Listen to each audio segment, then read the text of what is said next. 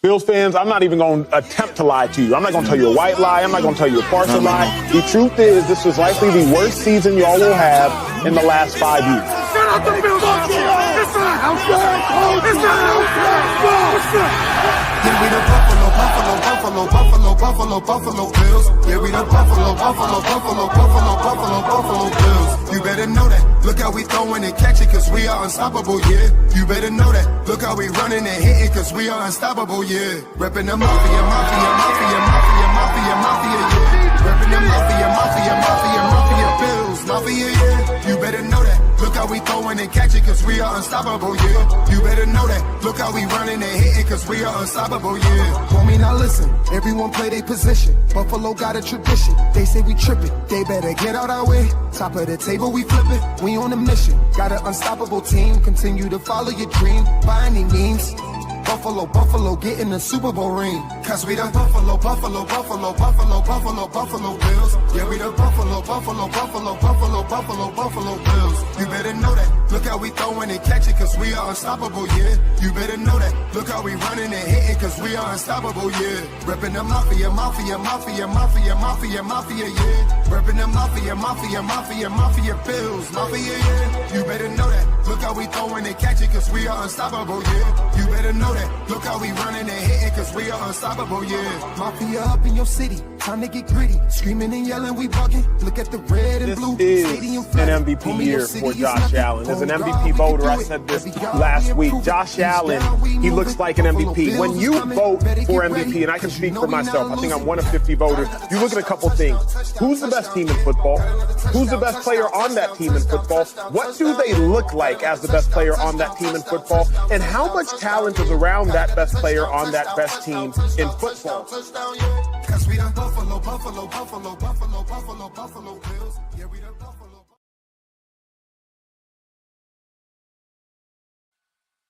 And good evening, everyone, and welcome to another edition of the Coast to Coast podcast. I am your co-host Beyond 716, and here with Whittle 2K as always.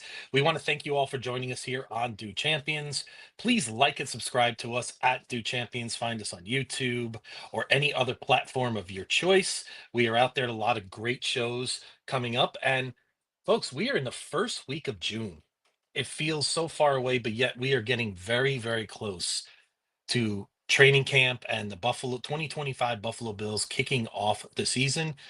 And I just want to say hello to Whittle. And how are you tonight, sir? I'm good, man. I'm good. I had an interesting day today. Oh, what happened? What's going on? Nothing really, to be honest. It was pretty interesting. Today I was dropping my son off at school, and it was just a little weird because Jersey traffic is pretty bad in the morning, but today Jersey traffic is real. Yes, folks. yeah, like today was even worse than ever. It was like road work everywhere, literally every single road, Parkway, 280. 22. Everything had traffic today. So I mean it was pretty interesting. But getting their outside of budgets that, in man, early. Who knows, right? yeah, right. But yeah, it was just kind of strange. But today, we have a special guest. We're going to really get into I don't want to say it like really analytical, but it's going to be a stats based a stats backed show today. We have our good friend Kevin Maseri. This is my go-to guy whenever there's a question that I'm not sure about or a metric that I need help finding. I get on my phone and I reach out to Kevin. Like it's like Kevin and like Greg Tom said, those are the two guys. Like I'm going to those two guys, whatever it is. It's contract Same. related. Hey Greg, and he'll usually get back to me. Joe Marino's too he's too Hollywood. He doesn't really respond, but that's another conversation for another day. What's up, Kevin? Okay, we got to get this off of your face. What is this? Yeah, we do. We got Kevin covered. I like the live right there though. That really brings out the greatness. Yeah, this is bad. I really appreciate the kind words though. Thank you. Oh yeah, man. Absolutely. Yeah, Thanks. brother. Thanks for Definitely. joining us, Kevin. Yeah, We really appreciate anytime. it. Look forward to the topics. I think it's going to be a great action-packed show. Yep. All right, so we're gonna start this thing off. This is water, guys. So nobody get too excited. This It's may just or water. may I not be promise. water. May or may not be water. Get back to me in Oh 40 wow, minutes. it's No, one of I'm those kidding. days. Maybe. All right, You already got fans rolling in, Kevin. See that? Nautica's that's saying hello it. to you. So What's a good word? Appreciate it. What's up, All right, Nautica? listen. So obviously, OTAs are underway. Um, guys, most of the guys, actually everybody's back except for James Cook. Uh, and this is the first sign of football's really back. We're really gearing up towards training camp and then preseason, yada yada yada. We have our second injury already, and surprise, surprise, it's the free agent acquisition. Josh Palmer left out from practice, but it wasn't anything major. It was like lower body. It was a lower body thing that he had, but he returned back, and what happened was what the Bills do. You tweak something early on, like this time of the year, it's like, all right, we're shutting you down for the rest of the day until we figure this thing out. And if I'm sure they'll slow roll them going forward. Um, but Kevin, are you worried at all about Josh Palmer? No, I think the Bills. Joshua, excuse me. I think the Bills are historically conservative in some departments, especially in the preseason and in OTAs. They get a little bit more aggressive come the playoffs. They do. They get very aggressive, as they should, in theory. I don't know what else you're holding players for at that point. But in the preseason, they get pretty conservative early in the season as well. I think they play it a little more safe. They can, though. When you have an MVP quarterback, you can play it safe. You can sign guys on suspension, knowing like Michael Hoyt. You can do things like that. Injury histories like Bosa. You can take chances like that when you have a neutralizer at the quarterback position. So they do play it safe. I'm not worried about actually even Bosa's injury from what I've heard. So ultimately, I think I'm in a good spirits. And Taron Johnson, obviously, with the torn labrum in the Baltimore game. Brutal. I mean, of course, going into KC every year, we talk about it all the time. You just go in with no back seven every single year. It amounts.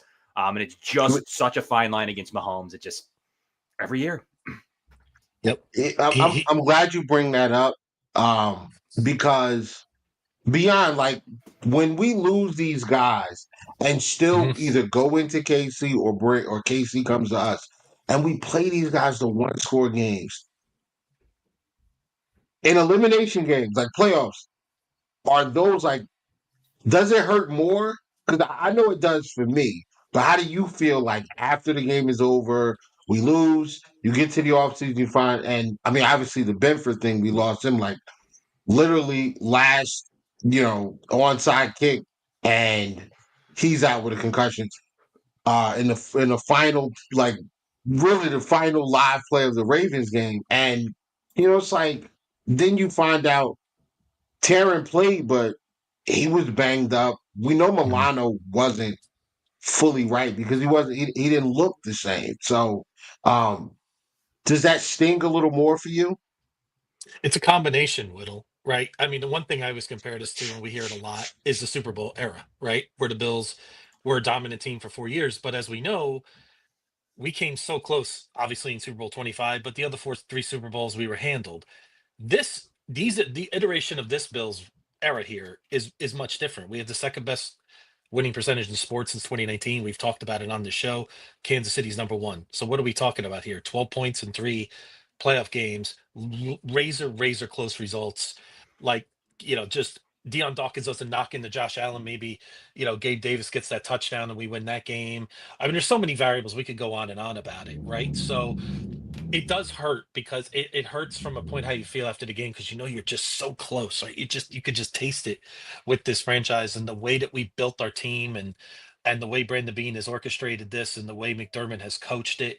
It it's all there. I mean, Kansas City's just been a roadblock. It's a dynasty. We're not talking about a 9-7 Giants team beating a team in a Super Bowl. We're not talking about a wild card team sneaking in the playoffs, knocking us out in the first round. We're losing to a dynasty and at one of the greatest of all time. That's going to go down really by this much. So it's really a half full, half empty kind of thing. And you just start thinking as a fan, how many chances are we really going to get right now? I credit our staff, Brandon Bean. I correct, the way they made those tough decisions in 2024 that a lot of people had us the window closed, right? And we obviously see that window is wide open and probably in better shape than it was going into 2024 or even 2023 for that matter, if you really want to think about it, right? So it's really a mixed bag, right? So that's where I'm at right now. Can I take another Kansas City loss? Probably not. I think I've had enough of it as a fan. I'm sure you both feel the same way, but that's where my headspace is right at this moment. Yeah, I'm kind of there as well. Um, it's so close, man. It's like you can just. It's almost like when you're swimming. Like if you're swimming and when you're doing laps or whatever, or even if you're just running or whatever it is, when you can see the finish line and it's just right outside of your grasp, it's torture, bro. It's torture. Mhm. And we've been there so many times over the last few years. It's I mean, outside of the Ken Dorsey year, which we will omit from the record books, outside of that year, man, it just felt like this, like we may actually get it done, and it's just almost when we lose these guys, it's like a punch in the gut every single time, bro. But so this year, I was watching. I think it's called like Pass the Mic. The guys that used to be with PFF, they still do a podcast, and Mhm. they went through the best rosters and like the worst rosters. I think it was the top 5 rosters in the NFL and the bottom 5 rosters in the NFL. Now I went into that not expecting to see the Bills anywhere in either one of those. I expected, obviously teams like the Ravens, the Eagles. I think the Buccaneers are really, really good. Detroit, even San Francisco, despite having a lot of injuries, they have a ton of talent on both Mhm. sides of the football. Um, you might even want to say a team like Houston, even though their offensive lines are not really that great, they've got stars on defense at every level. And then on offense, Nico Collins, the top 5 guys, CJ Stroud's one of the elite level quarterbacks. Joe Mixon's really, really good. So they got talent everywhere.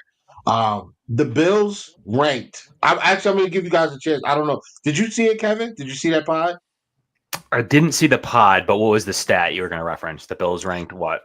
The Bills ranked. I want you guys to guess. Where do you think Oh, the okay. Bills ranked? Obviously, we're a top 5 roster, Right. but where do you think they had us? Second. I think they had us Yes, oh, they did second. and they had it. I was shocked.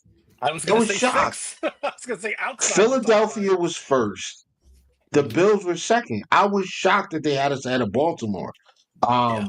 But that leads into the next thing we're going to talk about because they made reference, and you don't hear this, social media. You don't see it.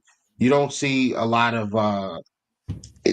national analysts talk about some of these guys, but they referenced obviously Deion Dawkins, Josh Allen, James Cook. We know those guys. They talked about Spencer Brown.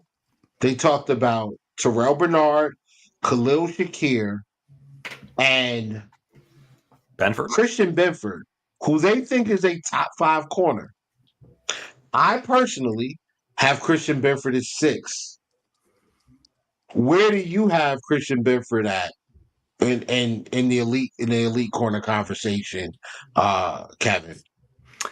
I got him top 3. I got him number 2 right now. I think he does things that are special. The Bills' defense is completely different with him off the field.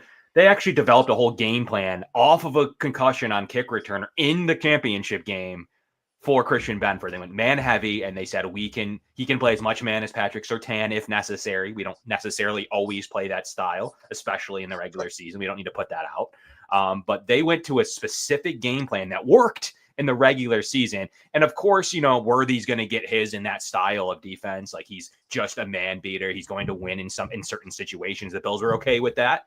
But by the most part, they knew how to stop Hopkins. They thought they had a game plan to stop Kelsey, which they did. So ultimately, they were rolling that into the playoffs, and they knew what they wanted to do defensively in that game. It's a miracle, honestly, again, that you're missing Benford. Taron Johnson's hurt. No Taylor Rapp. I mean, you mentioned Milano being hurt. I mean, it's always last year they should have gotten blown out in the divisional round. It just was not a good roster. The defense was completely just gone. I thought that was one of McDermott's better coaching performances, with a really bad defense, and actually buckled down in the third and fourth quarters, stopping them at the goal line. Just doing a bunch of things in that fourth quarter 2 years ago. But last year, Christian Benford is just such a difference maker on the field. The Bills got a value on him. They probably got the value because of the same reasons that he gets some of the disrespect across the league. The Bills got a little bit of value from that finally because, where's his numbers in the 40s? Was out of Villanova. He was in the late day threes. Still doesn't talk much. I mean, just all the things that you just never hear about from a cornerback. And usually cornerbacks got a little bit of that pizzazz, like a little Patrick Surtain has the bloodlines. You got Sauce Gardner. You got a bunch of guys that have a lot of pedigree at the position. And just it couldn't be any different for Christian Benford. I got him number 2, DVOA number 4 in the league. PFF had him. If you go by PFF, I don't overly use it for grading purposes, but they even had him as the 6th ranked cornerback in the league. And as far as how much he affects a game, he got all pro votes, won by Aaron Schatz. He's a top 2 corner, and his numbers match his numbers are better than Patrick Surtain. And I tweeted that going into the Denver game last year that Christian Benford had a better season than Patrick Surtain. There's nuance there, though, of course. But honestly, from a numbers perspective, Christian Benford looked good. Hence, he did get an all-pro vote for that reason. Yeah, I want to bring up some things about Christian Benford. Christian Benford last year had a 63% completion percentage against as a zone corner, which I think is excellent because when you're in zone, the completions are going to come. It's just we're not giving up a ton of yards. His yards per game, it's like top 4, top 5 in the league. Separation score, he's like top 3 in the league. When you just look at and then once you get past all of that, right, you look at how he actually affects the game. The kid's got 3 forced fumbles. He's got, I think he had 2 interceptions, 1 or 2 interceptions last year, but teams really don't even throw his way. When you watch him, he's so technically sound. He rarely ever gets beat. And even when he does get beat, he doesn't give up a touchdown. He plays through receivers' hands if he can't get leverage and make a play on the ball. He's extremely vital in run defense. I don't know where a hole is in his game outside of people just don't know who he is. That's really just only thing stopping him from being a first or second team All Pro is nobody knows his name because he's not Trey White and he's always hurt. You know what? You know what's hurting him? He's injured in these big games against the Chiefs in the playoffs. That's the problem. He's always hurt. But, I think if he's healthy, some of these games go a different way. Is Christian, even if Christian Benford isn't rated the number 1 corner in the league, is there a more valuable corner to his team than Christian Benford in the NFL? When you consider the problems we had with depth last year, right? And the drop off we saw in the AFC title game, maybe you could argue Stingley's better. You could argue that some other guys may be better, but considering what was behind him, Right. is Benford the most valuable corner in the NFL when you think of it in that terms? Well, It's very possible. You could make that argument. Well, Kevin, you feel free to jump in. But I look at the other top guys. Sauce Gardner, he's got a pair of really good linebackers in front of him in Sherwood, Quincy Williams. I know we have the same, but he also had but on the other side of him, of Sauce was DJ Reed for a number of years. You got Quentin Williams in the middle. You had Will McDonald, who was really good getting to the passer last year, and then prior to that, you had Bryce Huff. who was getting to the pass at an elite level. When you look at Surtain played on arguably one of the top defenses in the league.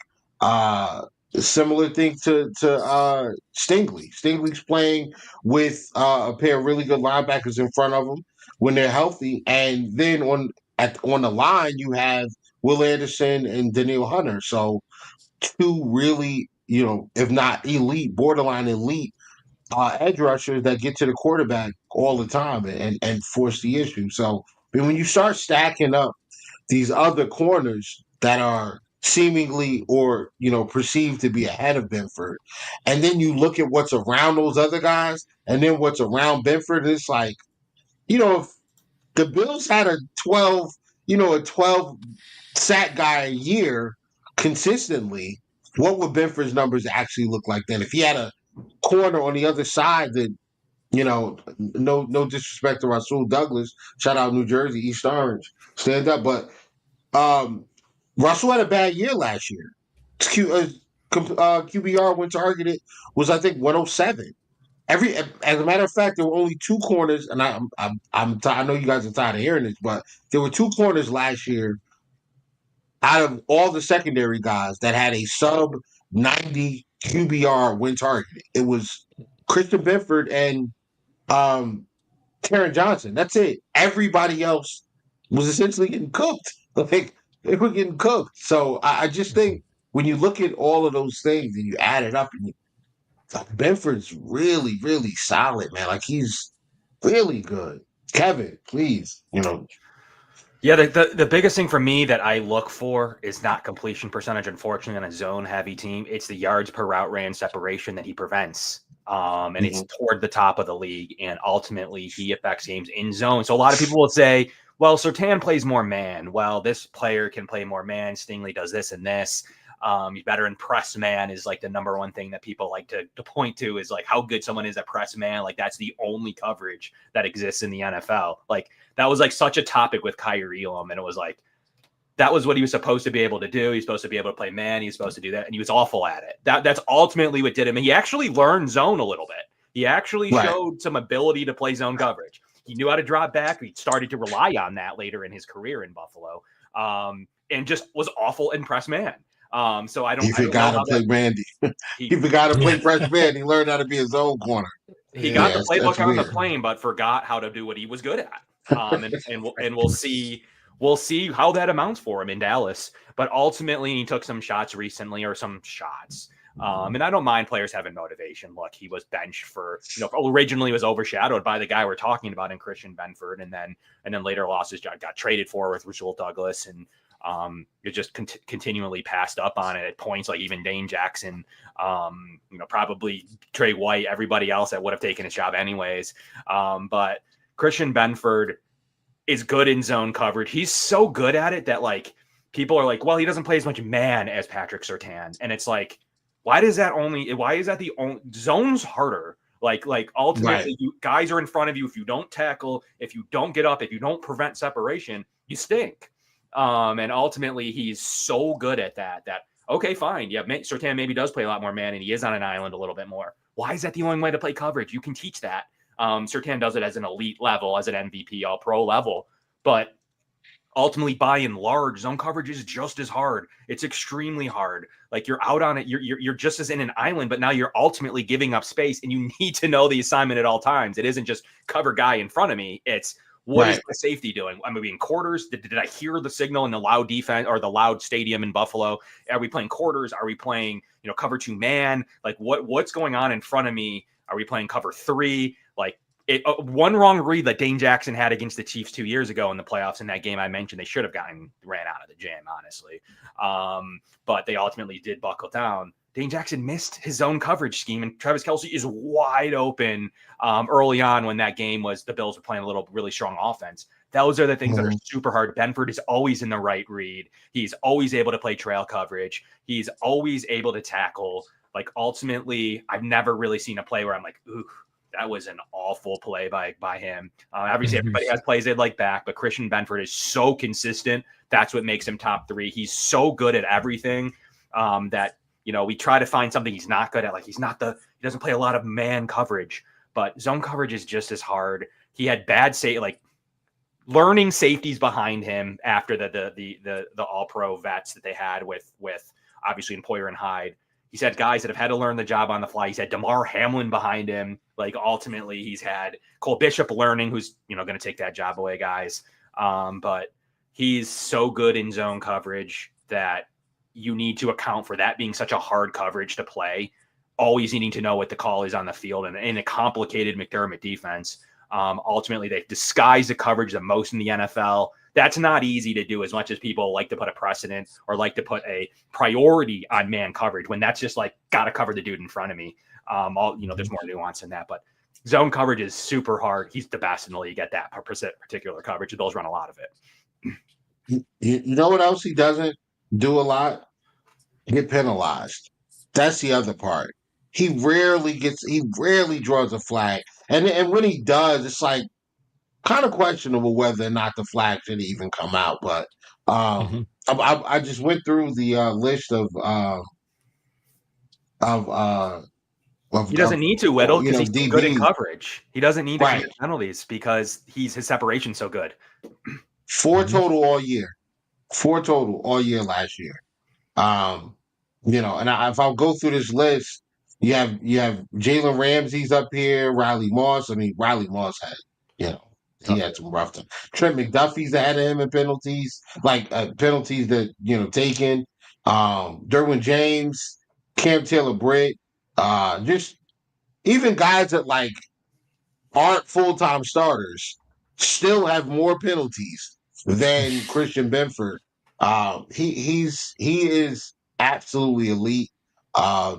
I'm here for the top 5 conversation. Like I said, after this past year, I have him at 6 because I'm still giving a lot of respect to Sauce Gardner's first 2 seasons where he was an All-Pro.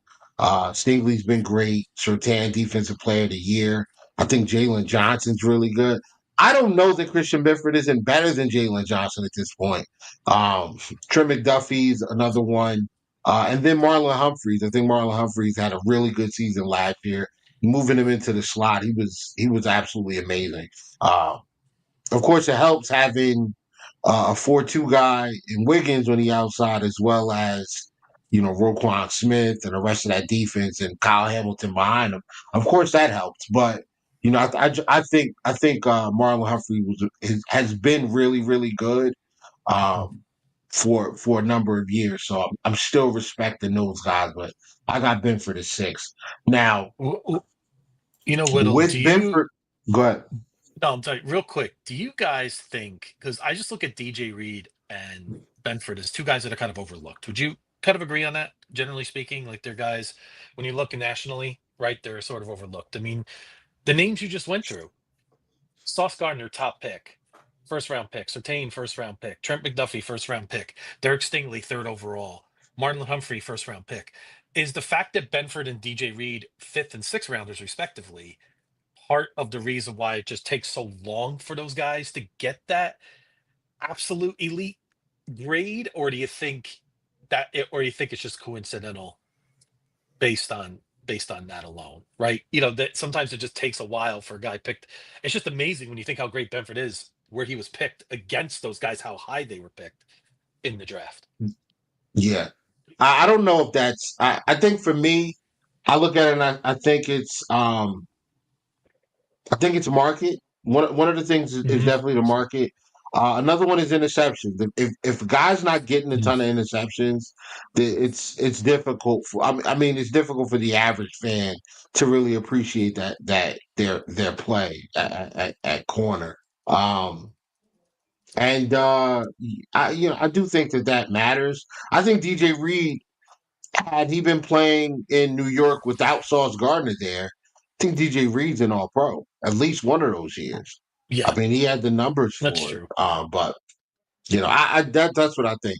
Kevin, what do you think it is? Yeah, I think it all plays a role into it. Look, you're talking about DJ Reed, a guy had a little bit of a down year ish. this season. Now he's in Detroit, so we'll see how that looks. But when it comes to it, it's the same thing. It's kind of the same story. 5th round pick, did play in a top defense, started to get a little respect.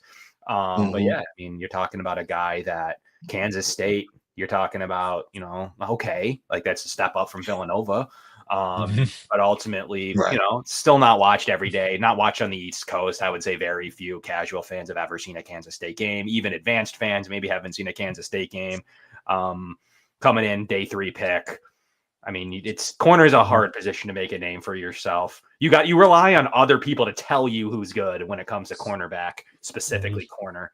And it's not just sacks. That's an easy one. It's easy kind of to tell if the defensive end's winning every rep he gets to the quarterback or he doesn't. But corner, you don't know because they're not always targeted. And that's a good thing. Yards per separation, you just don't know that information, and you may never hear his name on the screen. So when DJ Reed isn't being targeted and Sauce Gardner is, you don't really think much of DJ Reed. And similarly, when Rasul Douglas is being targeted, or whomever's on the field, Dane Jackson, or whoever's on the field, whoever he's played with in his first few years, you hear those names, but you never really hear what the cornerback actually does. And it's prevent separation. That is the name of the game at that position. And that is why Christian Benford is top 3, because that is the single most important thing you're doing, preventing separation. You can't help if a zone coverage is called and someone gets an 8-yard reception in front of you. The Bills, for some reason, may have wanted to play it like that. But ultimately, what was your responsibility on that play, and how much separation did you prevent, equaling EPA, equaling how good you are at the sport? So, and Christian Benford is just one of the best at it, and especially in zone coverage. Patrick Surtain, one of the best at it in man coverage.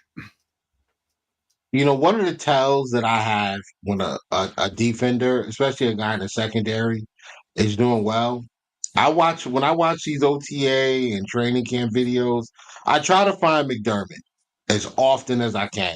And if McDermott's watching a rep, he's got a terrible poker face when a corner or safety is doing well. You see it. So like he's watching OTAs. He's watching Hairston, and he's watching Strong. I mean, and he's just like, and Bishop, like you can tell when he talks about these guys how giddy he is.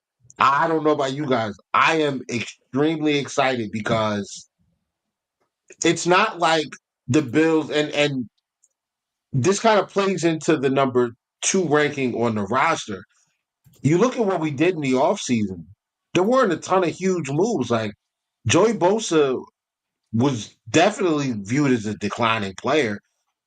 The Chargers didn't want him anymore. I mean, basically, they just did not want him anymore. And he chose to come to Buffalo. Same thing with Palmer. Palmer comes over here. He's from Toronto, lives close. I didn't even know. Listen, I didn't know who Joshua Palmer was until we signed him, and then I went and did a deep dive on his work against the Chiefs, and I'm like, bro, how did we get him for only 12 million? Like, what was it, $12 million? I think it is a year for the next few years. How did we get him for that? Because like he's a really good route runner. He made a few of those guys in Kansas City look silly. So eighth in creating separation last year against man coverage. So I mean we didn't do a lot to boost the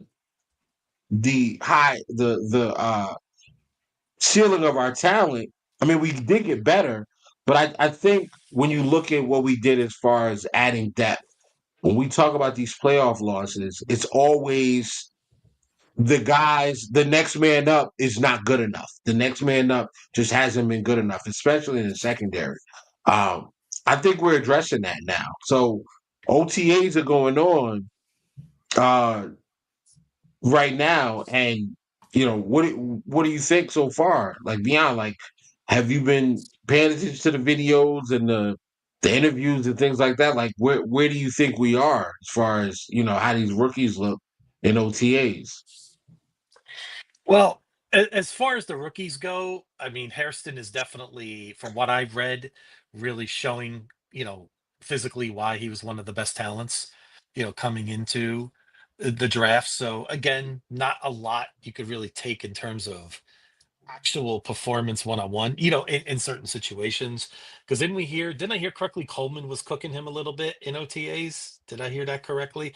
But this is OTAs we're talking about, right? We're talking about practice, like Allen Iverson would say, right? So in those terms, I feel like for me, OTA is just a little glimpse into to get us kind of dip our toes in the water, right? We're getting ready for the real show come once camp breaks in July. So for me, it's just about seeing them in uniform for the first time, kind of seeing what they could bring to the table. But I just again root for no injuries at this point. Sometimes you want to put these guys in a bubble this time of year, just put them in bubble wrap, so to speak. Okay, we'll see you in September, October. I know it's a simplistic way of looking at it for me in that term. I haven't had a chance to watch a ton, a lot of traveling and things this weekend, a lot of mess on that front. So, but from what I have read, that's the one guy that's sticking out to me so far. And I'm just so excited what he could bring.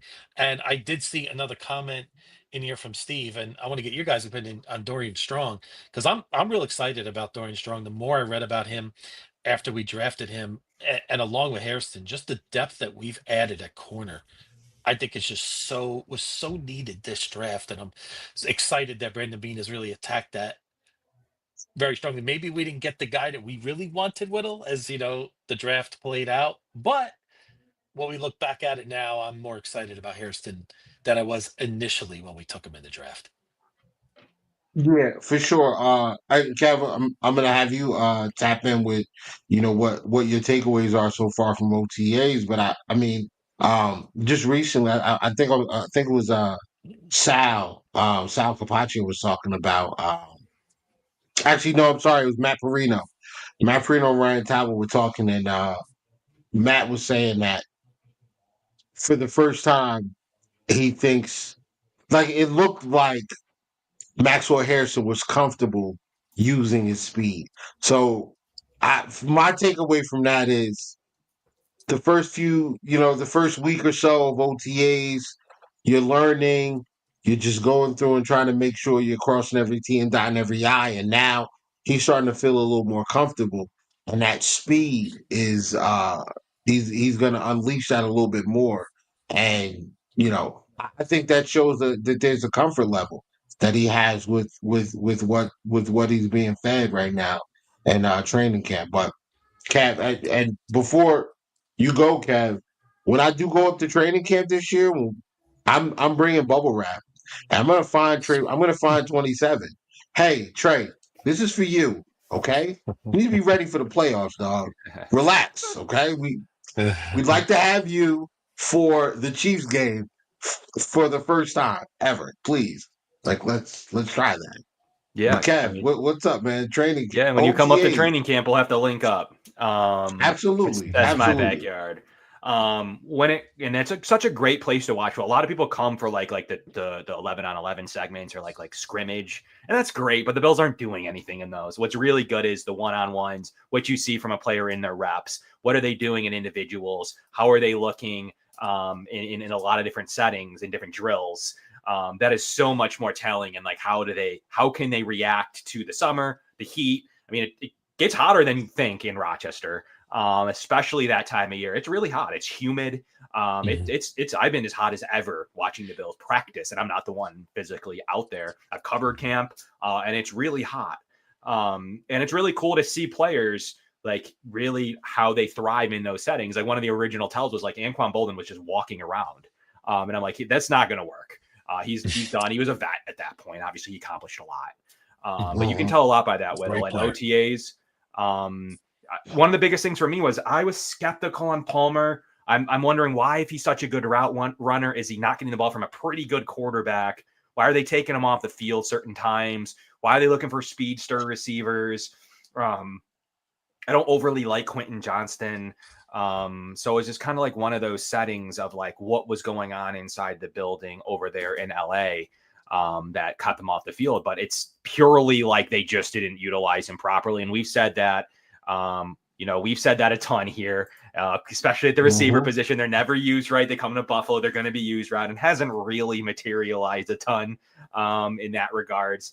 But I think that when it comes to Palmer, He has shown to be an elite route runner, and Josh Allen what quarterback doesn't, but specifically Josh Allen needs guys that can get open, can win in coverage, he can lead, he can make plays with, he can win in scramble drills, and that's all the things that I think he can do for Josh Allen. That's what he's looking for. Ultimately, he may like that jump ball guy, but we know where Josh Allen's, he's the MVP, but we know where he isn't the best in the world at.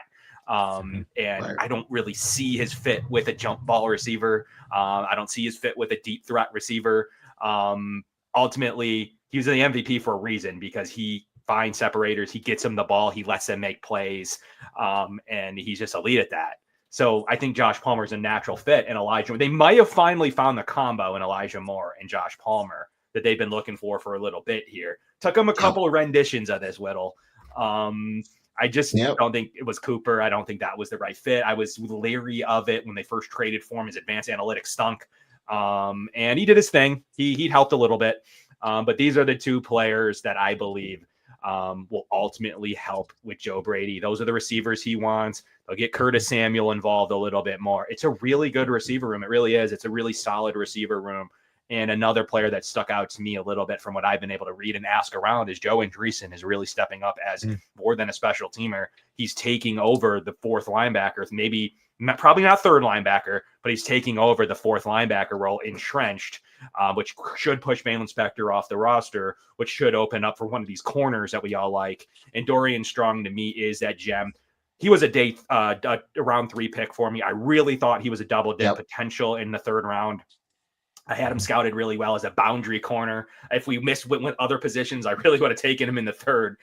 The Bills may have agreed to really, they needed a boundary corner. They just happened to take one in the 1st round. Right. Dorian Strong's a perfect fit for this defense. I would not be shocked by his potential if anything happens this year. The Bills are super deep now in the DB position. They were not in the playoffs in the last 2 years, deep at that position, to the point where Dane Jackson's now off the roster, Whittle. And I think that's the number one thing you're looking for. And Trey White has shown some spark, and he has shown the ability to be an upgrade as the 4th corner. Him and Dorian Strong, and then probably even Hancock a little bit. Like, they're a lot deeper between those 3 than they have been in the past, with running in like a hurt Rasul Douglas and other players at just Dane Jackson and himself. So it's a different year. Their DBs are good. And the big step by Cole Bishop, he's for sure entrenched as a starter, minus something crazy happening or injury. That was the plan, and why I never scouted safety too hard in this draft was because he was going to be the entrenched starter. And I was told that. And I think that that's living up to fruition here with Cole Bishop. Bills are going to be a lot stronger. They went all in on defense, and Sanders has shown to make plays against the Bills' good offensive line. I'm pretty excited for this rookie class. Maybe it's finally an all-in hit after we've questioned a few picks in the last couple of years. Yeah, I was very, very disheartened when we took TJ Sanders in the 2nd round. I remember. I was upset, man, because I'm like, this guy is not a nose tackle, and that is exactly what we need. But I was happy in the 4th round. I know a lot of people are not high on Deion Walker, but I've been high on Deion Walker since college football started last year. That's correct. And to hear Coach Babbitt say, the things that he can do, the way he moves, a guy that size should not be able to do it. That's exactly why I like him, is because the other stuff with, being able to anchor, being able to 2-gap properly, being able to stuff the run, keep the linebackers clean, those are things that can be taught. They can be cultivated. You don't cultivate a 6'7", 340-pound man hitting a left tackle with a outside spin and then countering back inside with a rip move. Like, that's you're not supposed to be able to do that at that size, and he can. So I think when they marry up the basics of playing a 1 technique or a 2 technique or a nose tackle or 0, once they marry that up with his ability to move and, just be freakishly athletic with that size, man, like, I mean, I told you what I thought before. Now, I might be wrong, but first time I saw him play, I was I was head over heels. And then when I watched just a few more games of him and then older stuff, I say, yo, this is Chris Jones. This guy's ceiling is Chris Jones. That's where I'm at. I could be wrong, but that's where I'm at. I think he's the next Chris Jones. And I'm just gonna leave that there. It's on wax, it's recorded, it's live. I can't take it back. I'm not trying to take it back. But Kevin, you brought up a great point. To circle back on the receivers, I think we did have the combination that was perfect with Diggs and Sanders. Sanders is too old. I loved that combination. Then you add Beasley in there. You got the field stretcher and Knox. Uh, you know, Gabe Davis, young but still really, really good downfield as a receiver.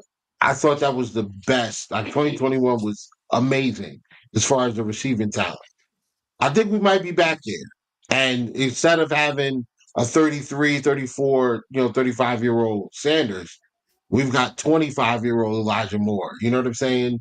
22-year-old Keon Coleman. 26-year-old Shakir. Like these guys are all really still young. I think Josh is older than all the receivers at this point. So It's crazy. Yeah. bro, we scored 30 last year. We scored 30 last year a game. What's it gonna look like now? Like we're I mean, like I mean that's a legit question. Is mhm. based on like I know we got the OTAs and I know that I know we talked about the OTAs and we talked about the additions, but like I mean just a slight caveat real quick.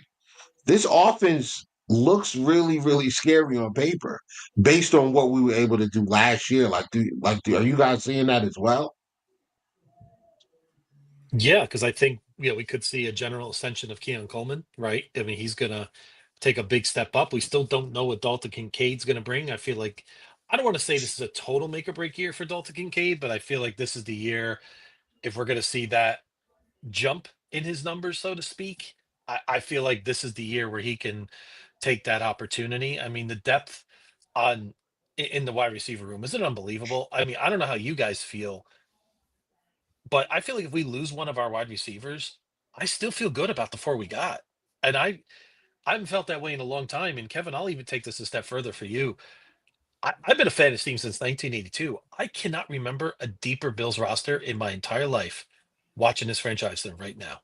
We may have had more Hall of Fame players in the 90s, but this roster, name me a position besides quarterback. Quarterback where after Josh, doesn't matter who, we're going to be in a bad shape. Running backs, tight ends, wide receivers, offensive line, defensive line, linebackers, safeties, corners. I feel so confident in the depth on this roster. I've never felt this way. Like I always feel like we always have a few, holes here and there. And correct me if I'm wrong, but do you feel the same way at this point?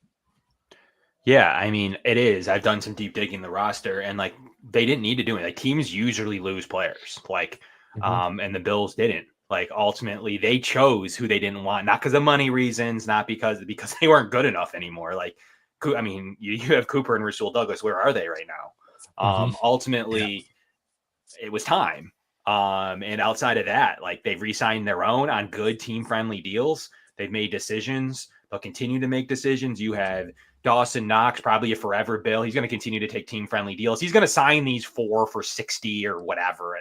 Not going to get any of that. It doesn't really matter. Like that's so a lot of times fans focus on like he signed like a 70 million. Brandon Beane's smarter than that. Like he's not seeing a lot of that money, and he didn't see a lot. It took a huge cut. So these individuals, that's why the Bills roster is the way it is, though, beyond because you have guys Mhm. as tight end twos who Dawson Knox could go and probably be an entrenched number 1 tight end in Cincinnati and Yep. be really good at it and get a ton of targets and, go play in that offense who doesn't play any defense. But ultimately, he's here as a tight end too, 1B, 1A, maybe even depending on the day and who you're going to ask. But that's what I mean with the versatility of this roster to where we're cutting players this year that are going to make other rosters. And we do every year. And last year was a little light, maybe only 1 or 2 here, 1 or 2 there. but you have DBs as loaded. Like, you're going to be cutting guys. Like, what are they going to do with Jamarcus Ingram? What are they going to do with a bunch of other players who have proven to be worthy of special teams and the ability to be a decent backup boundary corner? You have Hardy, you have Codrington, you have a bunch of talented players that are 50 to 53 man guys on rosters. And the Bills are going to be able to prove that their roster is super talented to where those guys are now 60th on the Bills roster. And that's how talented this team is beyond. It is one of the better rosters I've seen. To the podcast's point, ranking the Bills roster as number 2. Mm-hmm. That's pretty accurate. Some of their only weaknesses are, what is it going to look like beyond Josh Allen? Who cares? Like, what are you going to do? Trubisky's been slinging it. What are you going to do? How are you going to be that much better than that? Like, you're not going to spend any cap there. And then other than that, like, the offensive line is going to have guys, another position. Are you going to cut? Who are you going to cut there? Richard Garage is probably going to go play somewhere. You got a couple of guys who have been proven to be good on this roster. What are you going to do with the battle at tackle with Vandemark, with Grable, and with their Chase Long? So there's a guy there that's going to make another roster. So their offensive line is so good. And it's one of the best offensive lines they've ever had beyond. They've had some bad offensive lines, even in Josh's years. It's one of the best offensive line in team history. So with that being said, and then the depth there too, like Alec Anderson could step in tomorrow as a starting guard, and I don't think you're going to lose too much. So ultimately, this roster is super talented. They've retooled defensive line. People give them flack for continuing to retool defensive line, but the upside to Deion Walker is in the 4th round. You traded up for him. He is not a guy that the Bills are going to sit out this year. They traded up in the 4th round. They expect him to rehab off that injury, and they're going to get that first-round talent they thought was the year prior. So the defense is super talented. They've had some issues in the past, but ultimately, this is one of the best rosters I've ever seen here in Buffalo. It's young, it's fast, it's talented. Now you have a bunch of rookies in it. This roster added a bunch of rookies. Like, teams like this aren't supposed to have as many rookies as the Bills did. So ultimately, they're still young. They still have cheap contracts, guys. This roster is super strong. Injuries could derail any season, but this is a super talented roster, and that's even with James Cook, whatever going to happen there. They love Ty. I mean, they love Ty Johnson, and they love Ray Davis. So he took a shot at him, right? Joe Brady took a shot and said, people produce in this offense, especially under me and running back, you know, you're going to get Ty Johnson paid or Ray Davis paid if you don't play. Yeah. And absolutely. And tremendous points. I mean, a deep team, a likable team on so many levels. And, you know, I just cannot wait to see this iteration of the Buffalo Bills. So, hey, just want to say over 450 people watching tonight. This is a great first week of June. We're just on fire. No, Us Bills it's fans. Kevin, man. It's Kevin. It's Kevin brought the crowd. He's a star. We got a big star on We tonight. sure do. And the Bills fans here have to pay the bills. So just give us about 45 seconds and we will be right back.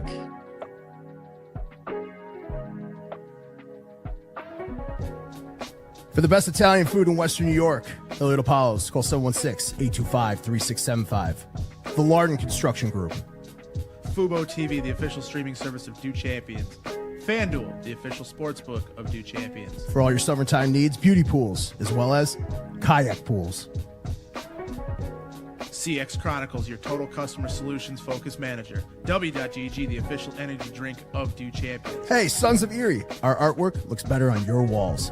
Hamburg Brewing, please visit our tap room on Boston State Road, Hamburg, New York. And finally, Fat Boy Surf Club for all your surfing needs.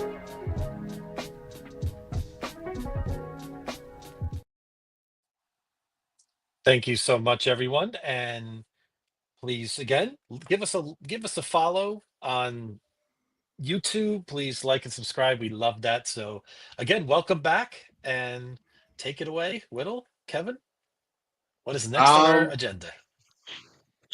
Yeah, so with these interviews from the coaching staff, and as well as like having Trey White back, they mentioned Trey White and Joe Brady, as well as McDermott, like they've all mentioned how Keon looks really, really, really, really good. They mentioned about how like I've seen I've seen different reports of how he is starting to create separation. His route running is getting a lot better. Um, Physically, he just looks more like an NFL wide receiver. Not like he didn't last year, but I mean, this I feel like this is going to be a big year. I've already taken a small wager on his production. I think he hits 1,000.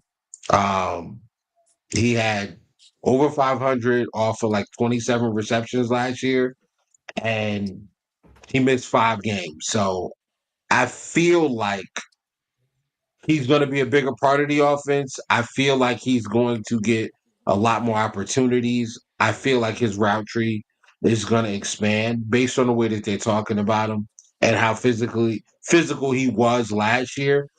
For him to look the way he looks now, I don't know, bro. What do you think, Cav? What do you think?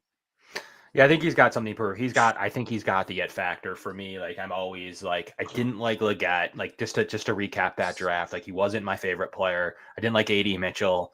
So ultimately, Keon Coleman was up there for players that I thought would fit in this offense. Obviously the dream scenario would have been BTJ. I thought there was an easy trade up there they could have made, but maybe they didn't have the right partner. Would have cost too much. I thought, whatever it is. But other than that, like, I was a Lad McConkey guy pretty through and through. I thought he would have fit super well in this specific scheme. The Bills thought otherwise, but they had Shakir. They had Curtis Samuel just signed. They said maybe we already have a couple versatile guys, and Joe Brady commented on that recently that he's going to play more Shakir. They got to get Shakir more on the boundary. They need him to get more reps. And ultimately, you're paying him like a number one or close to a number one now, another team-friendly deal. Get out there and give him number one reps. He's your number. They want him to.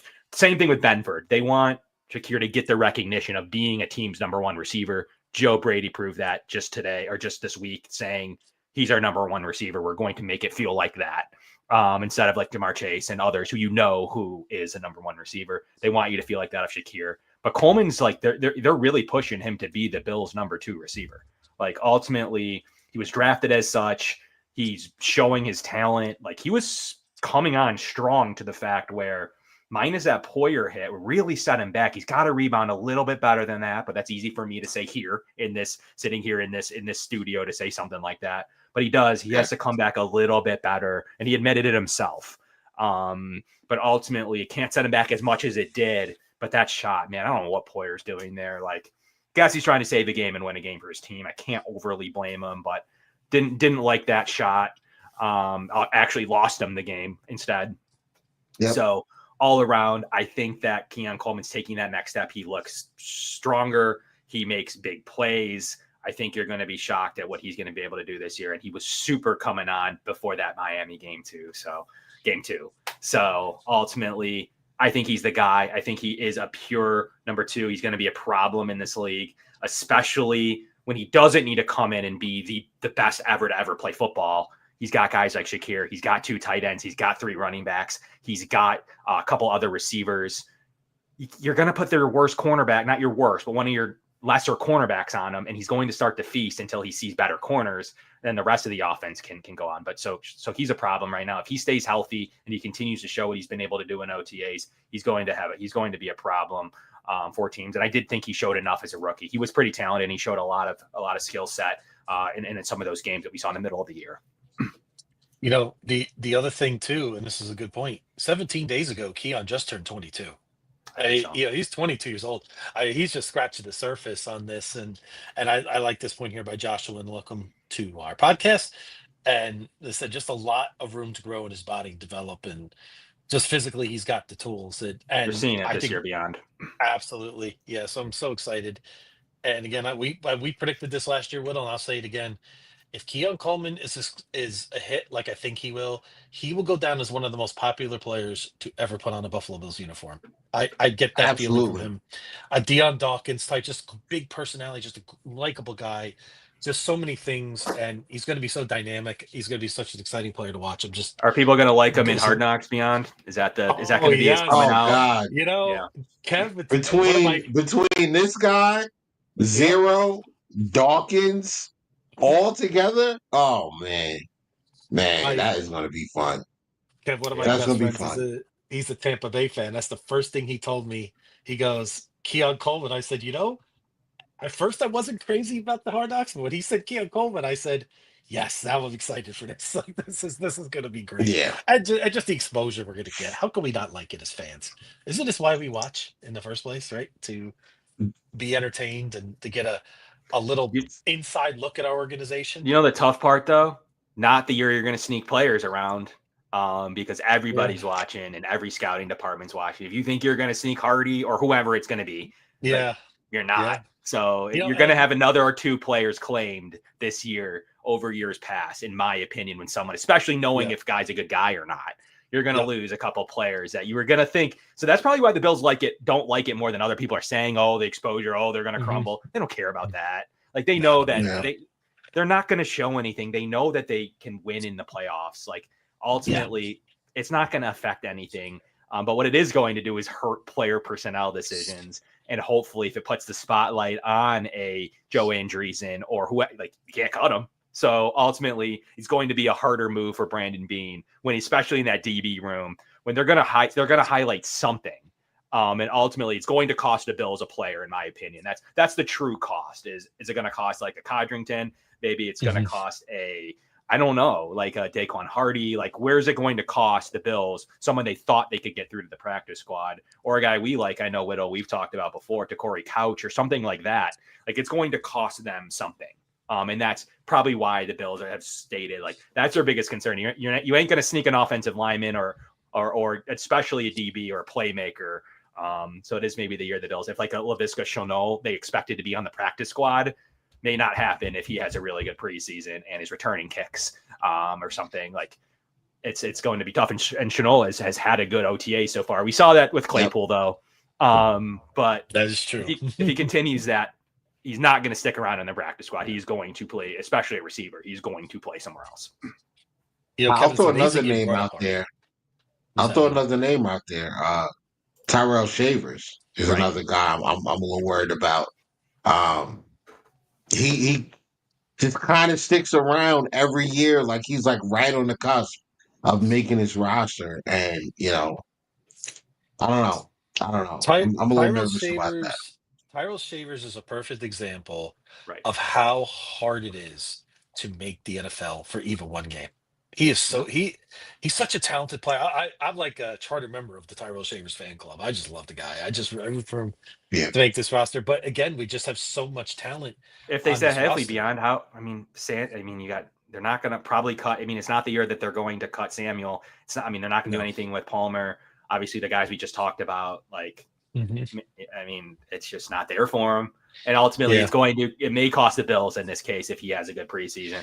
Chenault's right there, to Corey Couch. I mean, there's just a couple of names that I think could cost them if they're highlighted specifically. And offensive linemen are tended to get plucked away too. If like a Richard Grod shows out, they're not going to be stashing him anymore. Jalen Virgil, someone like that. Virgil has good preseasons he has in the past. They're not going to be able to stash, and none of them are making the roster, unfortunately, at least a lot of those names. But the Bills really have hopes for Couch. They really have probably want to stash Virgil still. It may not happen. Only 40 players get claimed or whatever it is, but there might be an extra one or two in Buffalo than years past, and especially guys the Bills want to have on their roster. But that's what it takes when you draft Dorian Strong and you draft Hancock and you draft a couple other guys. Like you're going to expose Couch and Hardy and maybe even Ingram. It is what it is. That's what happens when you have a good roster. Could we see Brandon Beane work some magic there? Maybe flip one of those guys for a seventh? I mean, that could be a potential thing. Maybe early August or so. Maybe someone to trade like that. Or I mean, those are tough to do because they're going to know if he's not. GM's going to say, well, if Buffalo's not going to keep him, why would I pay a pick for that? So that's going to be to jump the waiver dilemma. Priority. Like, look, you don't have to compete against anyone else. You get him on a rookie deal, depending on which player it is. Like Frank Gore Jr. is another name that I'm sure they could highlight.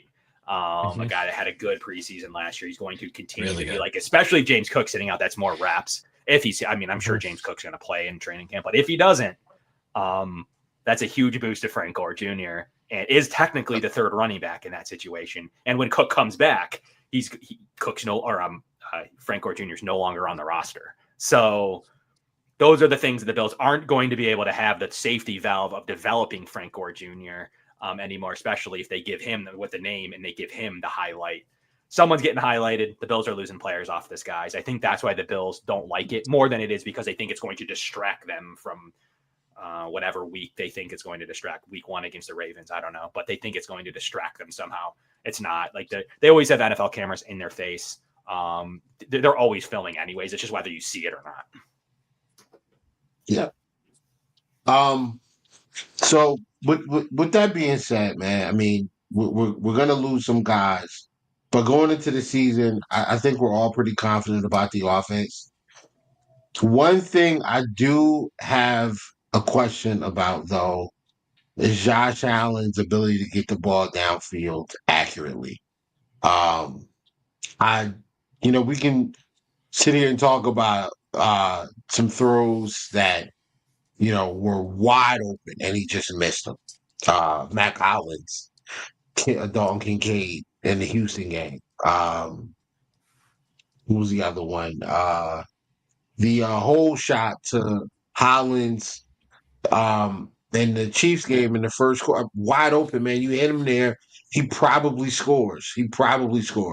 And it's just, that I don't know if that ever was Josh's thing. Like, I thought his deep ball was really good, but where are we at, Kev? Like, what are the numbers saying as far as Josh Allen's deep ball accuracy? Because the attempts of 20+ yard throws are pretty consistent. I mean, as far as like I went to Player Profiler, I think in 2021 it was like 80, 85 throws. In 2022 it was like 80. In 2023 it was like 80. It was 79 or something like that. And then last year it was 75. But I feel like what I've been watching has consistently got worse down the field.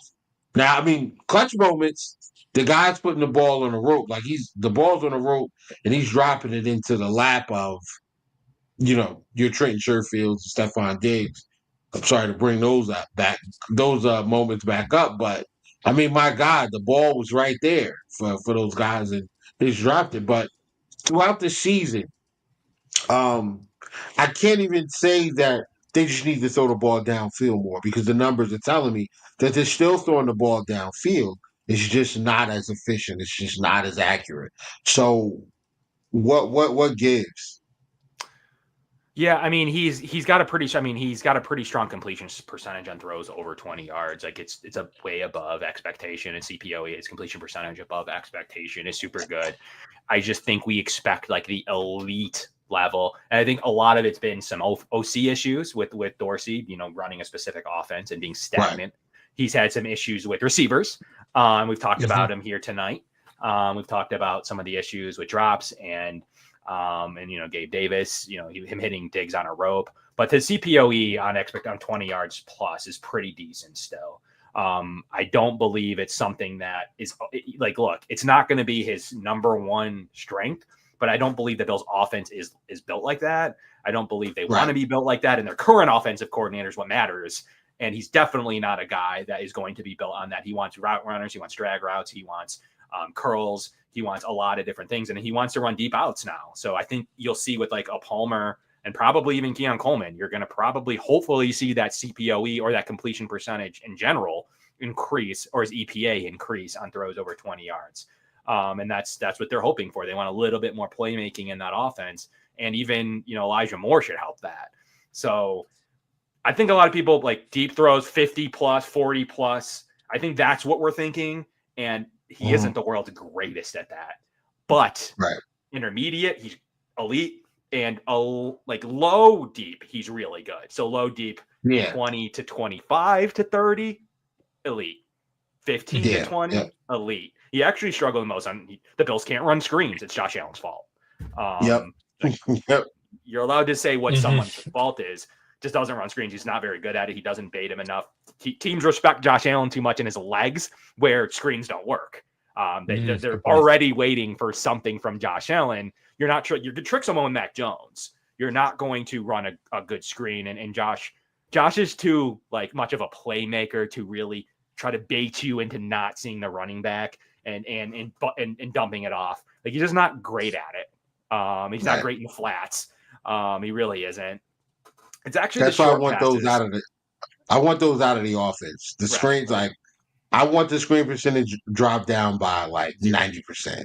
We were screaming for him, I think, in the last year or two. Like we saw it in the playoffs in the clutch moments on a receiver screen to Cooper, and it was a good one. And he doesn't break the freaking tackles. Yeah. Let's get that out of here. Like if just cut it to an old veteran receiver who you should be throwing to open down the field, maybe, but not in that setting. He needed it. If he breaks one tackle, not one, it's like a 20-yard play plus. There was arguments that he could still be running. It was a really good screen call. He gets tackled, and the one guy he needs to make miss. So the Bills can't risk that play working. So it's actually the completion percentage over expectation on short had been a little bit of an issue. Bills try to focus on that a little bit with Khalil Shakir last year, but long, and usually they consider long 20 plus. Josh Allen is top 3, believe it or not. But 40, that's the ones we think about. He drops to like 40%, I believe. 140 plus yards. So, but believe it or not, that's like what people are on that distance. You just kind of remember Joe Burrow being really good at it and think that's normal, but that's just Joe Burrow's strength. So, so ultimately Joe Burrow's not going to bring you some other things, but he's a really good player, but not the rest of the league's strength, including Mahomes. Like, I think they were awful. The Chiefs were awful at deep throws. I don't have the numbers in front of me, so I don't want to be recorded and be wrong, but I just remember that it wasn't necessarily even Mahomes' fault. It was like players were stepping out of bounds. Worthy was missing a bunch, especially most of the season. It's just so hard to make that completion against an NFL defense.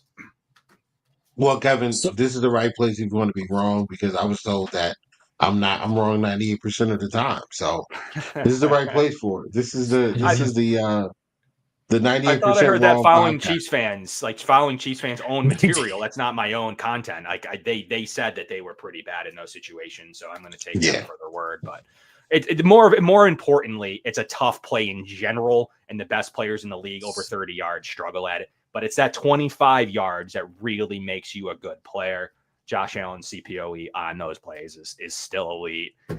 He just throws dimes, and you think they're shorter than they are. That's what Josh Allen makes you think.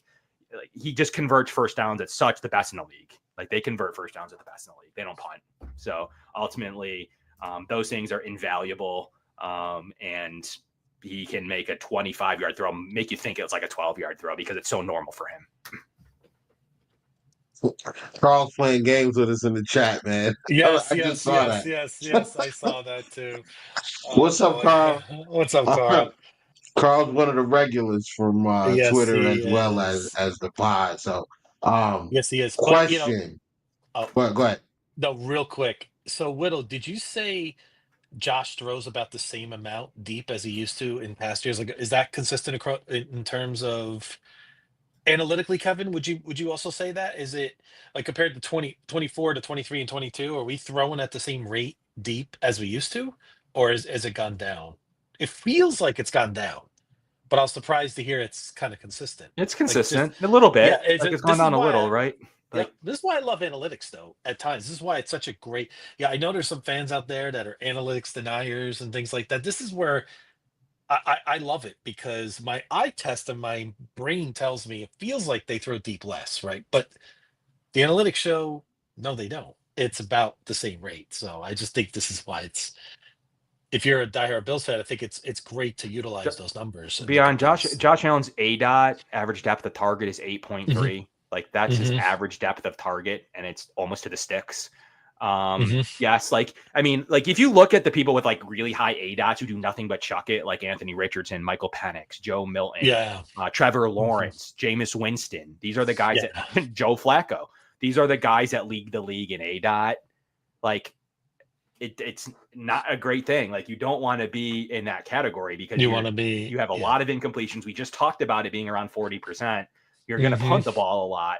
But Josh Allen is not a short pass merchant. Never has been, never will be. He's not No. doing 6-yard ADOTs. He's not Andy Dalton 6.6 ADOT, or even Kyler Murray is a 6.8 ADOT. That's pretty low. Really? Wow. That's Surprised not about great. that. And I like Kyler Murray, but that's a low ADOT. It's lower than I thought. But Josh Allen's an 8.3 average depth of target, and I mean, he just converts first downs, and ultimately that's what gives you a high EPA.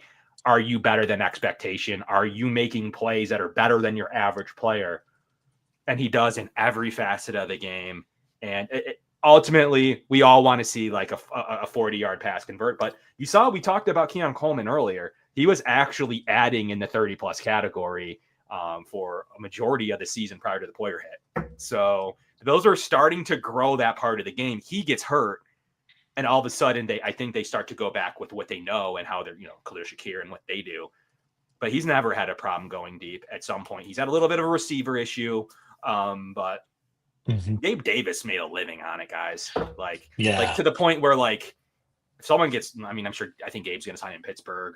I don't know what he's going to end up doing, but to the point where he's hanging out with Bills players, going to Josh's wedding. Like, I don't hate him in this offense. I don't really care what happened in Jacksonville. That doesn't matter. Like, he's yet another player that could come in and increase the ADOT and increase the deep passes, because for every drop, Gabe Davis made some critical plays in the playoffs. He was a playoff player. Like, who cares if he dropped a pass against Miami in week 4? Like, sure, he needs to make that play. But, like, the playoffs came and he was making toe tappers and he was making Mosses on the sidelines against Indy. He won them the Indy game in COVID. He made a couple of plays when the Bills were struggling mightily at times. Against a motivated Phillip Rivers. So, like, look, they're going to develop Keon Coleman into this guy. And I think next year, when we're talking about this here and this time next year, I think we're going to be talking about maybe even more deep passes this year, because they have more talent on this receiving core. And Joe Brady has to maximize the talent and what they're good at. That's what they do. You can't go deep if it's not a talent. Josh Allen's ADOT is good. I like all of his advanced analytics. Josh Allen's truly an advanced analytic merchant for somebody who wasn't supposed to be good analytically, was supposed to be like the worst ever in defying math. He's like the best math performer in the league. Like, really, him and Lamar. Yeah. And it's and you bring that up, like the attempts. I would, if you go back and you look back on the 2020 season, you would think like, man, Josh Allen, that was 2020, was great year, threw for 4,500 yards or whatever, like 36 touchdowns, only had like, what was it, 10 interceptions, something like that. Great year. Lowest amount of deep throws, since from 2020 till now, his lowest amount of deep throw attempts was in 2020, his best year. 69 attempts off of 572 passing attempts. If we go to 2021, 645 passing attempts, 80 deep throw attempts. 2022, 573 pass attempts, 80 deep ball attempts. And the crazy thing is, when you look at these deep ball attempts, they fluctuate almost like by 100. But if you think about it, the years where he has the least amount of attempts, we got like 13 wins in those years. The ones where it's like 650 and up, 11-6, 11-5, or whatever it was. 2023. How many games did we win in 2023? 11. It doesn't equal wins, Whittle. It doesn't equal wins, and it doesn't equal EPA, which equals wins. It doesn't equal any of that. And that's what people are fascinated. It's fantasy football. And I mean, Brandon Beane made a joke that we all blew up over WGR about it being fantasy football and you caring about, positions that or plays or positions that only matter in fantasy. It does not equal EPA. It does not equal wins. And you kind of pointed to that a little bit, like, because you go for 30 or 25, 30, 40 plus, that does not equal wins on the scoreboard. The Bills have realized that. And I think that if they wanted to throw a 40-yard play every play, they think Josh Allen could be pretty good at it. But the point, that's what Dorsey tried. Like, let's not act like they were like top of the league in EPA, like you were just mentioning with some of the Dorsey years. And then he gets fired because they lose to Denver because they couldn't move the ball. Right. So ultimately, it's big plays. You can hunt a big play and hunt a huge EPA chunk, or you could get a really good EPA or a good EPA every single play. Like the math does not work out in the going deep formula ever. So that's where you need that EPA on a per play basis.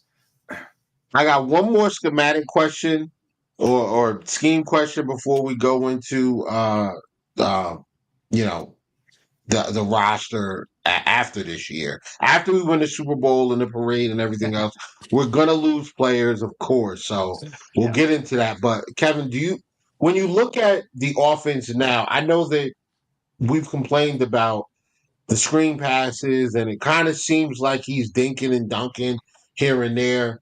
But for me, I think this Joe Brady offense is more of a variation of some of the same stuff that Brian Daboll was trying with using motion to create mismatches.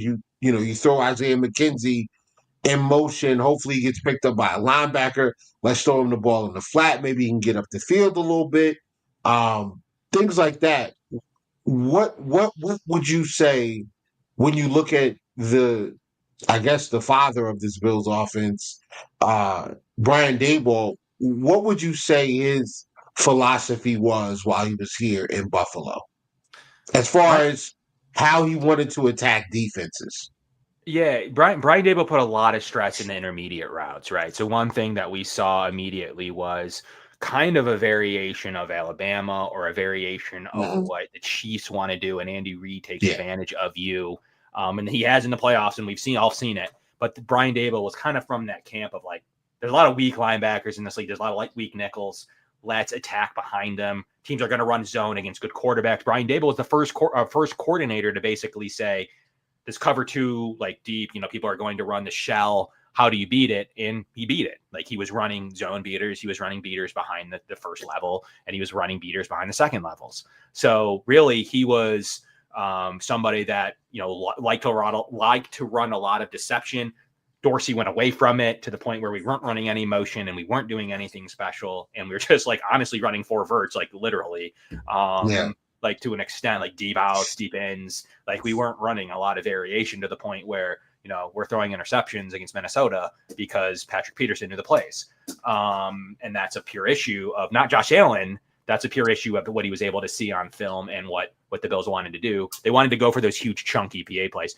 Brian Daboll was somebody that originally said, our quarterback's really good. Our offense is getting good. Let's just run plays that win on a play-to-play basis. Let's confuse the defense. Kind of the offensive version of Sean McDermott in a way, where McDermott's like an EPA merchant defensively. Daboll did the same thing, and he said, let me find space, let me find motion, let me create different combinations, and let me create different things that confuse teams. I mean, Brian Daboll was running quarterback, in the playoffs in his first attempt. I mean, he was running back throws to Josh Allen in the end zone. Like how do we find him deep down the left side? Like that's the deception that Brian Daboll was running. And his goal was to, how do we beat the shell that everybody's starting to implement in 2020? How do I beat this shell coverage? And he was able to dominate at it. But now that he doesn't have an elite quarterback, he's struggling to find what is my next variation of that, really good combo with an elite quarterback. What do I do with Jackson Dart, or what do I do with Daniel Jones? I mean, I'm struggling a little bit now because I need to be a little bit more varying. He needs to go to more of a Joe Brady offense. But that's, Daboll's struggling in that category, and we'll see if he's able to get the most out of Dart or what's going to happen there. But he struggled to realize that not everybody has an elite quarterback, but that's what he tried to do. Yeah, it's really truly difficult when you say, listen, I need to knock down this entire building, and somebody hands you a bazooka. It's pretty easy. But when you have to do it with a rifle, it's like, all right, guys, and that's the difference of having Josh Allen or Lamar Jackson or Patrick Mahomes or Justin Herbert or Joe Burrow or CJ Stroud. It's easier when you have one of those guys versus having a Daniel Jones or what other quarterbacks out there that are just not, up to snuff. It's different. It's difficult. But I asked that question because I had a Giants fan try to tell me that Brian Daboll made his offense to attack the third level of the defense, and I was That like, was Dorsey. no, that's not Dayball at all. That was Skin Dorsey, but you know. So anyway, Yeah, I mean, but Daboll's a scheme guy. He's a counter jet motion. He's an outside zone. yep, He's running yep, outside zone to make defensive ends wider, to create a cleaner pocket for your quarterback. And if you have a yes, good quarterback who can diagnose that cleaner pocket, you're getting intermediate throws and you're beating zone coverages and you're beating cover two shells. And if you're able to effectively run a zone offensive scheme or an outside zone, the defense is all out or all out of sorts. And that's the kind of yep, the mismatch, the playing to his strengths of his weapons, like Isaiah McKenzie or yes, whomever it was at the time. Like he's able, like look at the New England game where Isaiah McKenzie, balled out. Like that is a Torch. pure Yeah. example of saw mismatch in this specific game plan. We're going to utilize that mismatch in man coverage because, we think that they're going to counter with man. And they did. They countered with man, and they were able to beat it with Isaiah McKenzie. That's the mismatch. That's the let's spread the defense out. Let's spread it out, and then let's run behind it. So that's ultimately what the Brian Daboll offense is, and easy to say when you have a quarterback, Whittle. Yep, Yes. we have two errors that we recognize in Buffalo. It's the BD, which is before Dorsey, and AD after Dorsey. DD during Dorsey, we want that stricken from the record because against the Bengals at home, snow on the ground, this guy's first play, his formation was 11 personnel, shotgun. I was done. But that's over with. That is over with. Let's talk about almost had to sneeze. All right. We have some guys who are coming to the end of their contract. This is a contract year for a few of our guys. Obviously, James Cook's one of them. I believe that this is a year we can move off of Samuel. If I'm not mistaken, I think Dawson Knox is easier to move off of after this year. McGovern and David Edwards are also in contract years. And also, I think I think Ed has an out after this year if we want. And is this Taylor Rapp's last year of one contract? I mean, a Contract? couple of the big ones you're looking at is you can get out of Curtis Samuel. Taron Johnson's the discussion point. He's only owed $11 million next year, and only 4 of it would be dead. So there's $7 million there you can play with. Right. Taylor Rapp will still be on the books, but at $4 million, like that's still probably a value for a starting level safety for them. But yeah, those would be the big ones of like what they're able, because they got a lot of it done this year. So I think with Ed's new contract restructure, when they created some space this year, they don't really have an out there. Not that they would take it either. Okay. But not you mentioned the big ones. Knox, they reduced a year off Milano, so Knox is a big one. Samuel's the other big one, and then third would be Taron Johnson, but he's such a staple that I don't think anything's going to be done there yet. But always those 3 are always in the back of some staples of the Bills team that could have something happen to them in some form or fashion.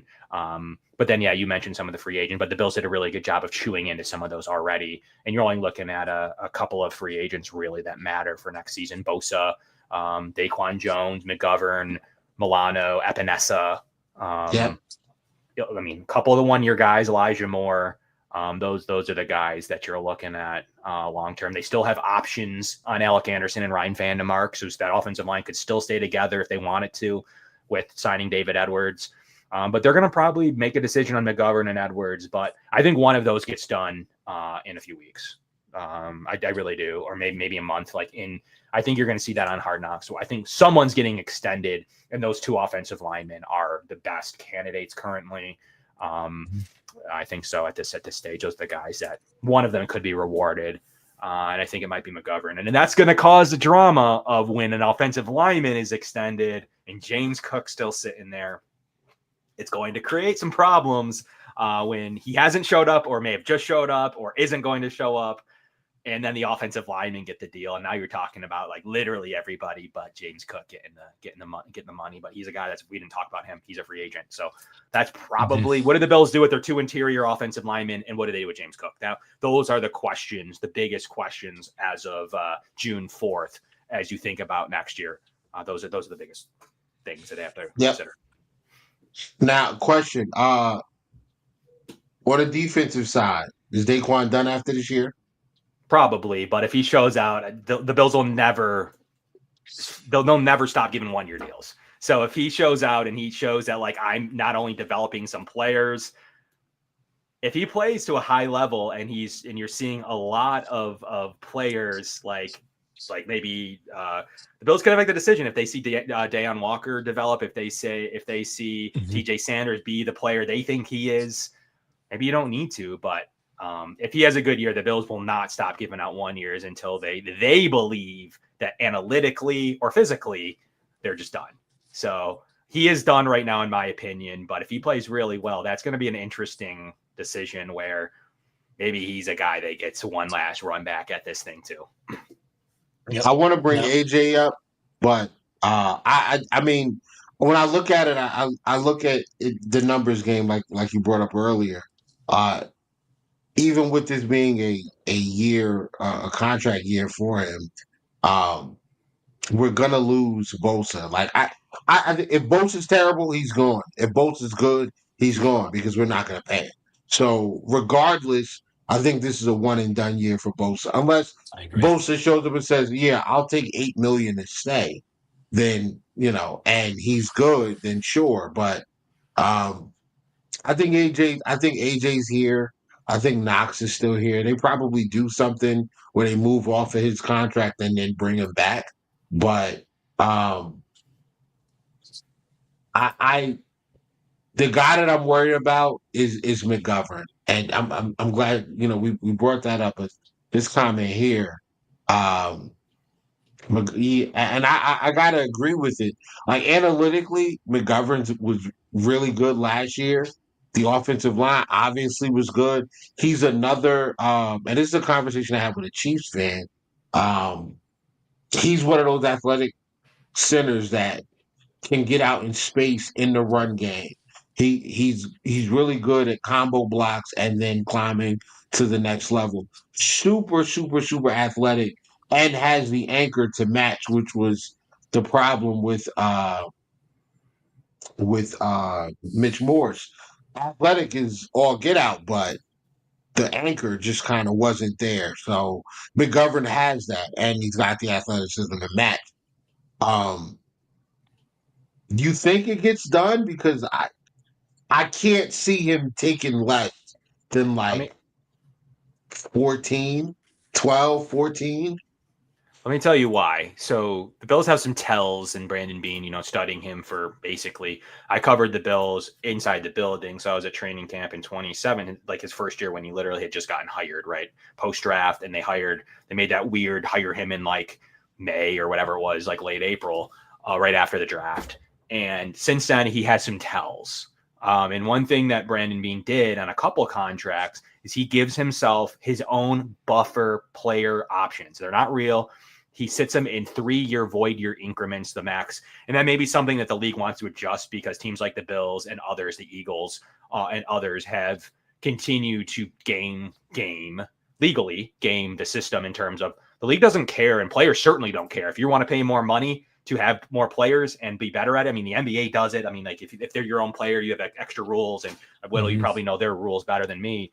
But MLB doesn't even have a salary cap. Like if players are getting paid, nobody's going to complain. Like ultimately, like the low end teams, Cleveland, Jacksonville, Jacksonville's owner even has money, but some of the low end teams may start to complain. And you've seen a little bit of that, like Cleveland or Cincinnati's probably complaining because they can't pay anybody. They don't get free agents. Like they don't know what to do because all these guys need money. And they're trying to keep that core together, but the Bills continue to actually push in cap. And one tell on Connor McGovern, 3 void years. The Bills are saying if we can get something done, it behooves them to get it done right now in training camp, because you're already on the books for $4.8 million of dead money next year if you don't resign him. So the Bills have $5 million of benefit or of reasons to sign him right now. So the Bills are saying, I'm going to eat $5 million because we pushed some money and we have 3 void years.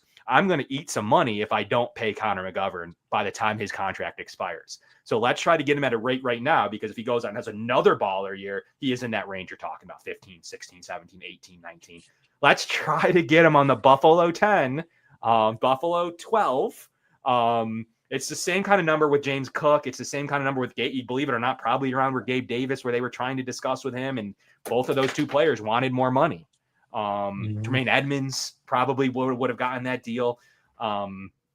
That's where they're going to be with him. And if he's willing to play ball, the Bills could get a little bit fancier, because they save $5 million in void years if they exercise using those. So those void years turn real, Whittle. So if you sign a player that has 3 void years, all 3 of those turn real. Those years turn real, and you don't have to exercise that dead cap. So that is where the Bills have a built-in buffer with Connor McGovern. It makes too much sense to sign him. He'd have to really price himself out and be at the table right now, secretly saying, dude, I want 20 or I want 17, 18 million. The Bills are just like, we can't do that. But if he's in real land, if he's in land where Shakir was, if he's in land where Benford was, or like relatively to his position, he signed. If he's in James Cook land, he's not signed. So it's really where he thinks he is. And if they can come to terms of, like, the Bills are like, we have a benefit by signing you, stay here and anchor Josh Allen for another 3 years or 4, the Bills make out like bandits if they can do something with these 3 void years. That's the tell. That's the tell that I do believe he gets signed, because the Bills have some monetary benefit where they either can pay him or pay $5 million anyways. All right. So now my next question.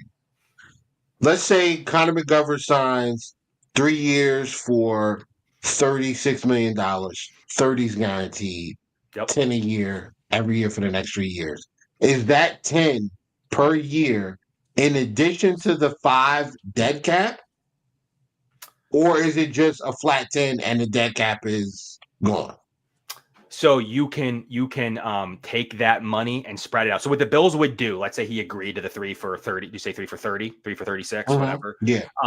They can take that, and what they would probably do from there is give him probably 2 more void years. So what they would do is they take that $5 million now, and instead of eating it, it's now only counting for 1. So what would end up happening is that 10, let's say 3 for 30, he's really on the book. He's only getting $30 million in cash, but his cap hit would be 11 per year. So that's what the Bills would end up doing.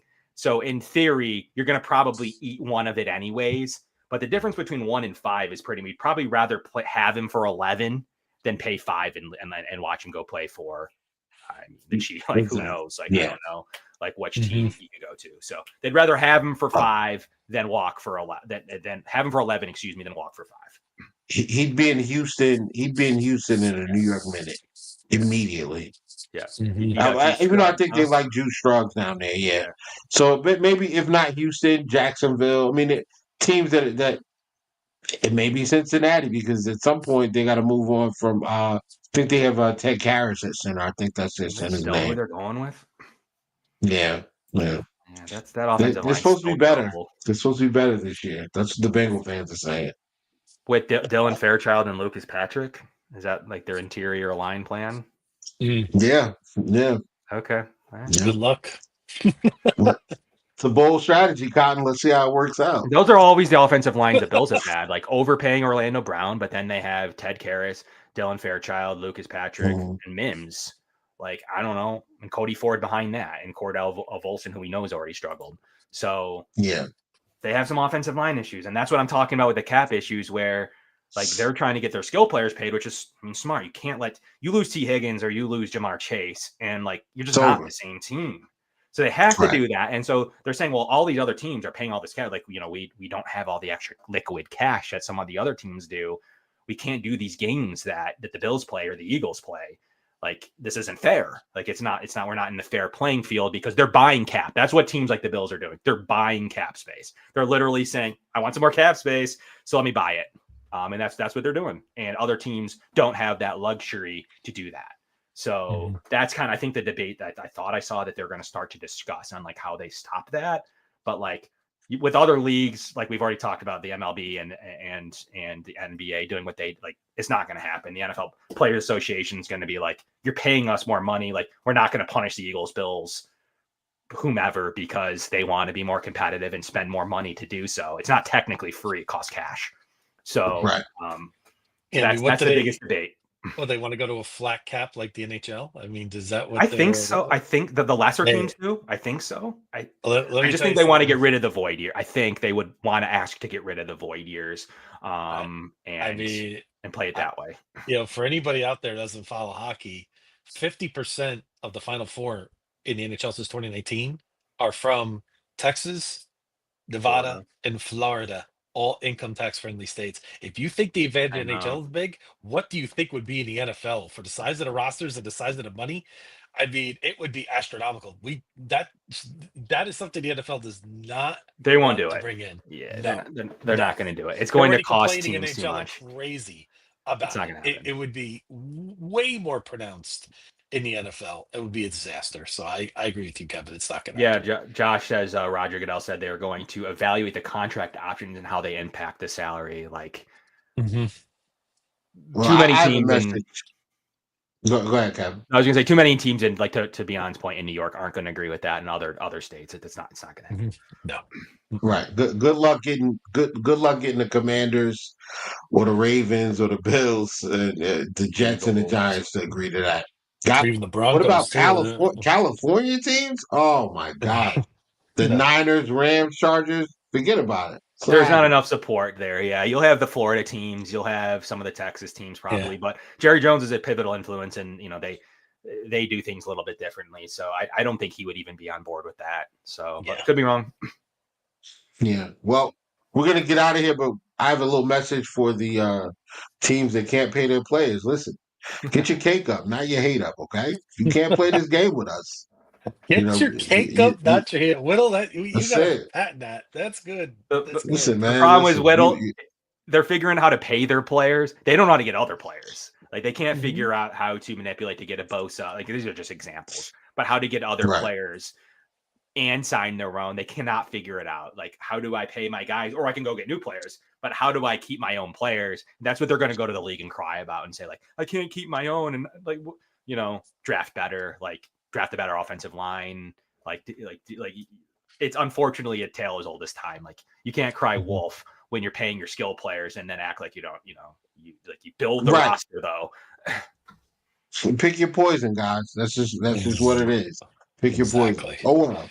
And I mean, after the Snow Angels and Cancun on 3, I have no sympathy for the Cincinnati Bengals, who have missed the playoffs for the last 2 years. And we see them week 14. I'm going to make a lot of money that game because the Bills are going to win. Lou Anarumo was the secret of that defense. He got the most out of him. He was the one beating Mahomes. He was the one beating Josh Allen. He was the one dialing up certain disguise coverages and keeping them off. It wasn't necessarily the offense. So that's one thing to remember too. And they fired him. That's it. They let him go. He's gone. He's in Indianapolis now. And we're gonna smack the Bengals in week 14. But beyond, this was great. And we owe it to Kevin. Kevin's a superstar.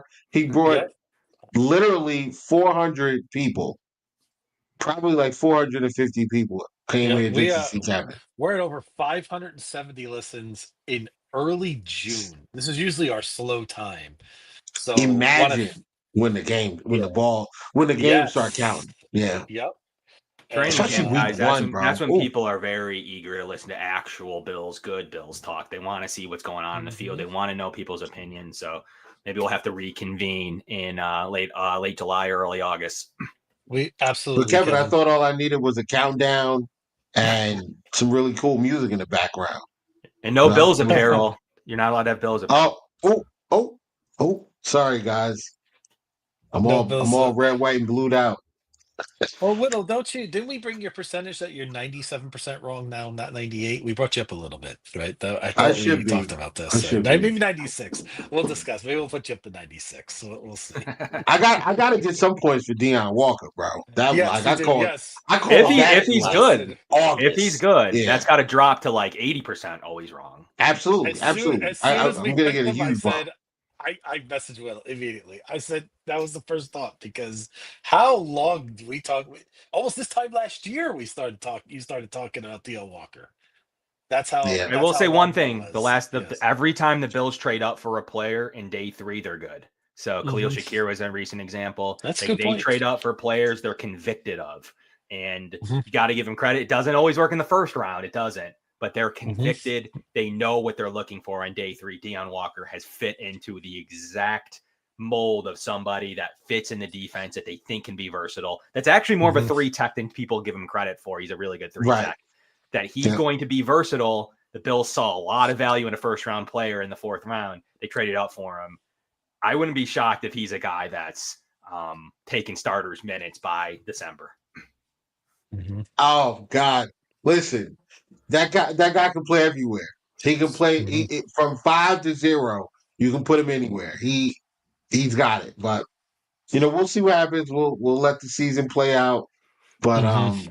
if he's good, I'm taking my victory lap, guys. I want to I'm see him gonna do as a that. 5 against tackles. I really do. I want to see him go against Yep. tackles, leaner, skinnier tackles, or faster tackles, and him bowl them. I mean, I'm really excited to see him play against not just the center. So This is the scary part. Year 3 for Deion Walker. right, After 2 off seasons of NFL weight training, meal programs. Oh, he's gonna be he's gonna be such a beast. the But Bills all are right, excited for him. They yeah, mention him to me like they did Terrell Bernard, like they do Cole Bishop, like they did, starting to do with like Christian Bennett. Like he's a guy that has fit into that mold of like he's our guy. As long as this regime's still here, he's going to get every opportunity. And he just never really felt like that with Kyer. There's been a couple players right. I've never really felt that with. Like they forced to take Kyer almost. And Dorian's kind of just more of a role player. He does it, and he does that well as a third linebacker. But when it comes to certain players, Deion Walker has seemed to, based on OTAs, and we'll see how it carries into training camp, to be a guy that is in the camp of those Terrell Bernards, of those guys that like is going to work because we have a master plan for this player. Hmm. Great. And just one other draft pick Kevin. I wanted to bring up, Oh, Whittle, your okay, favorite. go ahead. Yep. I was reading a little bit about OTAs. Landon Jackson, Whittle, flashing some of that uh athleticism that just shines through him. So excited to see what Landon can bring to this Another roster as player they well. have something targeted for. So ultimately, Yeah, I want him at 30. Absolutely not. Like it's stupid to say, but absolutely not. yeah. But in the Hmm. 3rd round, not even the 2nd round, in the 3rd round, they were taking him with the second anyway. So ultimately, Yeah. trade up, all it did was guarantee Sanders and get you Landon anyways. So it didn't overly cost a ton. That's always like the Yes. Bills claim. They say right now we would have taken him anyways with the Hmm. pick we traded away. Yeah. So they do have a plan for him. I do buy that. They were following around all offseason. So Landon Jackson is a guy they do have a plan for. And he unfortunately may be the AJ Epinesa replacement if he's able to show to be just as good. But AJ loves Buffalo. I know that. I've heard that from people. I've heard it from him. I think he stays. If he plays super, super duper well, like we may not be able to afford him, but if he stays in the range that he's in, he's going to sign these $5 to $6 million deals, team friendly. He's too valuable then to have to turn over the entire DN room. So he's a name that to your roster review, I think comes back, and I think they continue to sign in the guise of these 2-year, $10 million deals. Hmm.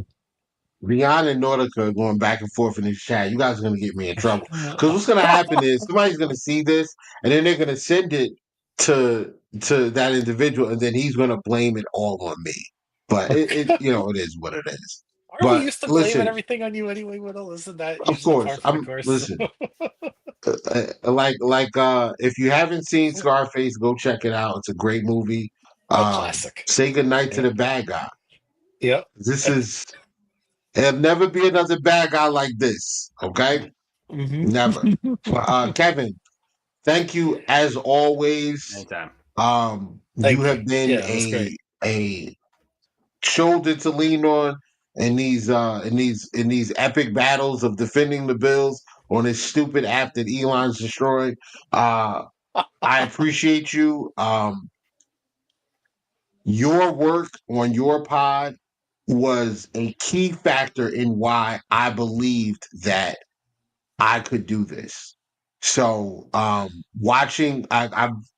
started watching with Buffalo Fanatics and then Cover One, and then like wherever you went, I just kind of followed your material because you've always led, you've always allowed the facts, the stats to drive your talk, your speech, to drive your narrative. And I don't want to say narrative, but to drive your message about the team. You've always allowed the numbers and the statistics and the facts to drive that. And I've always respected that. I'm following the same, I try to follow the same path. So hats off to you. Kudos. I love having you on. I love listening to you talk about the Bills, to talk just football in general. So I could go on and on and on, but you're already married. So, I'm sorry, Amanda, but I love him too. He's great. I really appreciate the kind words, and always I love interacting. I come in spaces, always love interacting with everybody where I can provide value. And look, the Bills have been good beyond. You mentioned the top 2 team in the league in sports. Really, I think that's the stat since 2020. So we just short. We've had some bad circumstances. We can't just look at these games in vacuums. I try my best to say like losing to the Chiefs absolutely sucks, but each one of those games has nuance. It has a reason. And there's been some bad coaching errors at times. There hasn't been at others. Like I thought he coached really well last year. We don't talk about that when as bad as that team really was. It was in bad shape come the playoffs. So, ultimately the Bills are there. Like this roster is super talented. If they can avoid anything in OTAs or anything in training camp, they're really, really good. This roster, we've talked about all the players pretty much. The draft class looks to be like what they needed. I think it's a good year. I think ultimately these fine line plays and games and just like, can Dalton Kincaid come down with a Hail Mary? Basically, can Josh Allen move the protection the right way? Like he can't move it the wrong way and get got by Spags and he's the MVP. So like, it's just, he sucks. Like, it's just like such little things that like Joe Brady referenced it today. Like the ball's in our hands. He said we didn't make the plays because they didn't. So ultimately, they will though. Like, and even the best quarterbacks beside Jim Kelly and maybe Dan Marino, they do get it done. And from Stafford to even Aaron Rodgers, they get it done. And I think that fortunately we'll see that. And beyond, this is one of the best rosters I've seen in Buffalo, even better than those Super Bowl teams. The difference is the AFC is so talented that it wasn't that good. We may have had a couple of better players at the top, like a Bruce Smith's an all-time player, right? Like a Thurman Thomas was a Hall of Famer read. But you're right. From like players, I forget who said it earlier. Maybe Steve said we have a lot of great B players on this roster, and that's not a bad thing, by the way. Right? They have so many excellent B players in this roster, more than probably any team in the league. Salary cap era, you need B players. You need to have B players. Because you're the Bengals. Literally, that's the other option. So some people have been so infatuated, and even WGR, with wanting to be the Bengals. Like, how do we be the Bengals? Because they look good, I guess, but it's never fantasy. It's all part of it's a Madden fantasy football type thing too. I think that plays into some of our, like I said, we want Josh Allen to throw the ball deeper down the field, and he's got a golden arm. Josh Allen is the most gifted quarterback I have ever seen. When you take every physical attribute and put it all together, there's nobody better than Josh Allen. Nobody. And guys, we have a feature year too. We're on Hard Knocks. I think that's cool for the rest of the league. We need a year where the rest of the league sees it. Like, I don't want to be like projected to win the Super Bowl. I never like that, but I also don't want to be like this team no one knows and you don't know who Christian Benford is. That's on you. Like, honestly.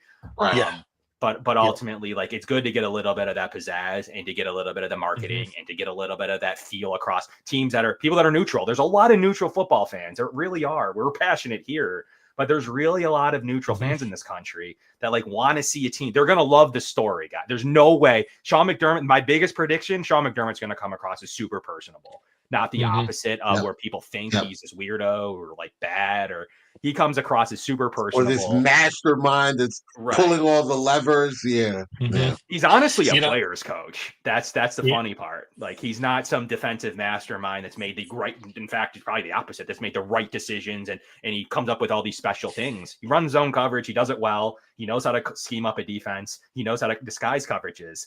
But ultimately, he's a player's coach. He's at weddings of his players.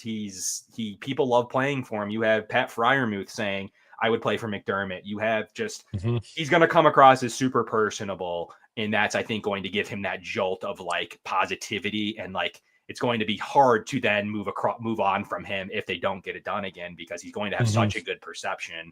Kind of like a little bit different than like Tibbs, or kind of a little bit different than like, the Maple Leafs head coach. He's only been there a year. I gotta stop the show for a second because I see Whittle's face already. I see it. But you don't like Thibodeau? Listen, I'm letting you live, brother. I'm not, listen. But there's been honestly correlation between the Leafs and the Knicks a little bit. Yes, and there the is. Bills. Yes, there is. Yes. It's just not the same scenarios, though, in my opinion. I agree. Listen, Jalen Brunson called the Celtics if you need some Cancun tips. I mean, they've been there a little while, so. But wow, I digress. Wow, that's what we're doing. Wow. Yes, we did, Whittle. It's funny. It's funny that you bring that up, because when the Celtics got there, they checked into the Knicks suite. You guys have an entire wing there. Yeah, you've been hitting that spot since '73. Remember? It's the best all-inclusive place there is. So there you go. And add the Bills to it too, right? Yeah. We have our own section. We have our own wing. Yep. Yep. I mean, ultimately, that's why we start getting the correlation of they move away from Tibbs. I mean, like, there is that correlation that you can't just keep getting it not done in the championship or in the Eastern Conference Finals or the championship. Yeah, it's very, very, very hard to win a championship. It's a tough defense for me, even, but ultimately, players love him. He puts out the best of all of his products. The second winningest team in sports. I do believe there's some things in a nuance that isn't in a vacuum that have cost them some of these games, injuries, and some hard things. And the owner absolutely loves them and loves the combo of the two. They're just they're not opening a stadium and getting rid of. They're just not going to risk the downfall as much as they may be able to get over the hump with an offensive coach. They're not going to risk that on a stadium open. They're just not. And that's the issue. That's the issue. You change the coach, and it goes the opposite direction. And that's how I feel about the Knicks. I think Tibbs was a guy who never played the bench. Like, he relied on his go-to guys, and he did it to a detriment.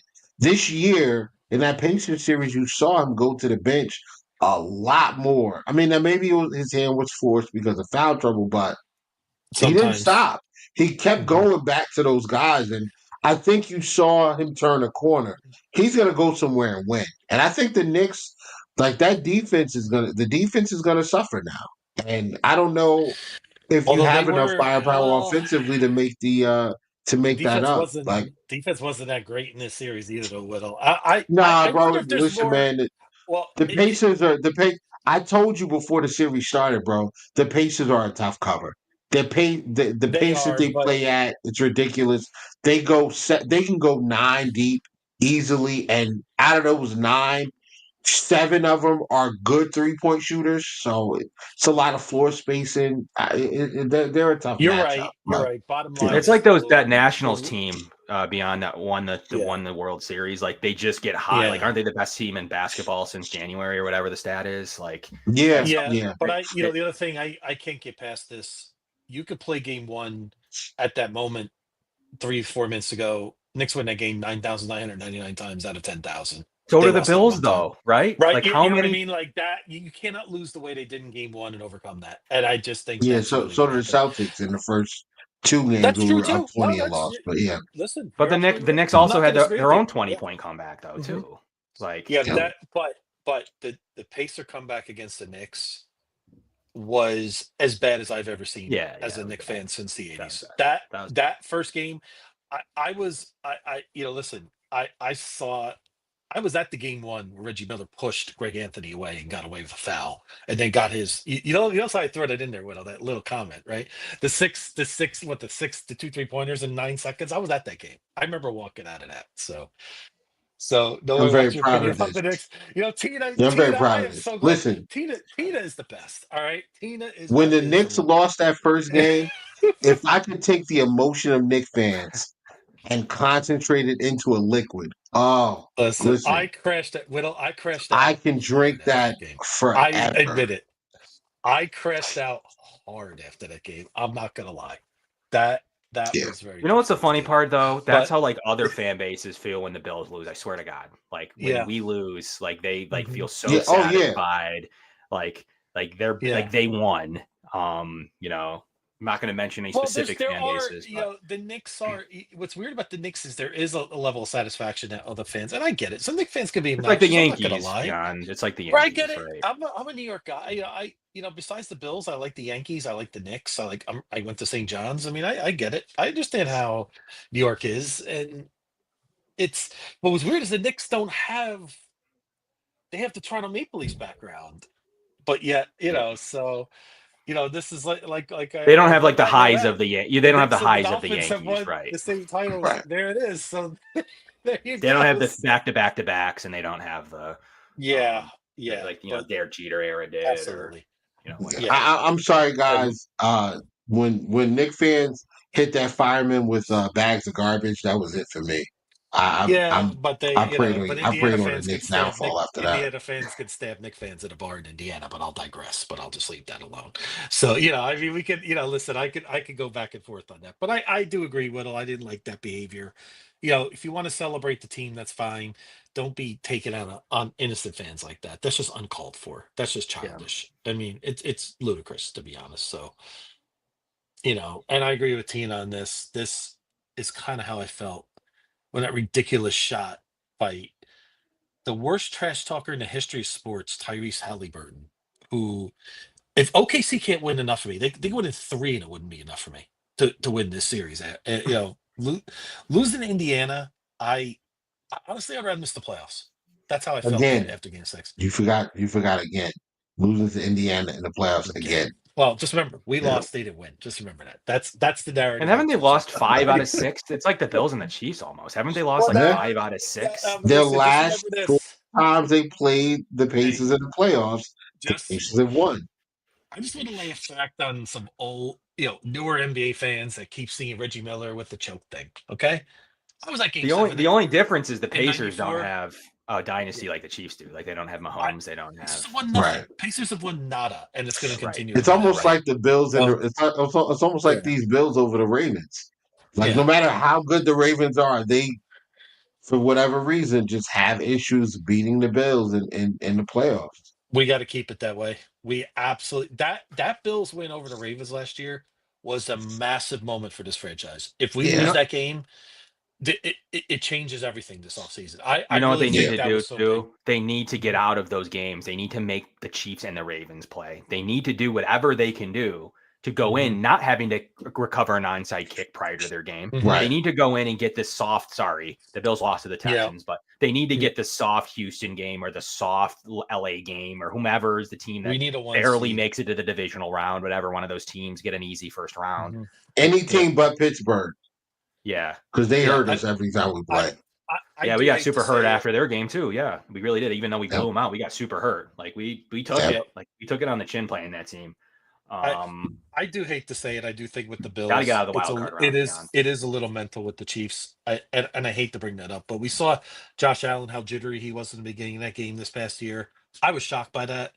To be honest, I didn't expect that, but I felt like maybe up here a little bit, he was just a little bit nervous, and we talked about it. Whittle Josh played a C+ game when we probably just needed a B. If we got a B, we're going to the Super Bowl. He played okay by moments, but Sometimes we blame Sean yeah. McDermott for issues of the Mhm. MVP quarterback, and Yep. Yeah, Yep. he and has nothing. He has nothing to do with it. Like ultimately, Josh is. if Josh is getting got by Spags in key moments, Mhm. I don't.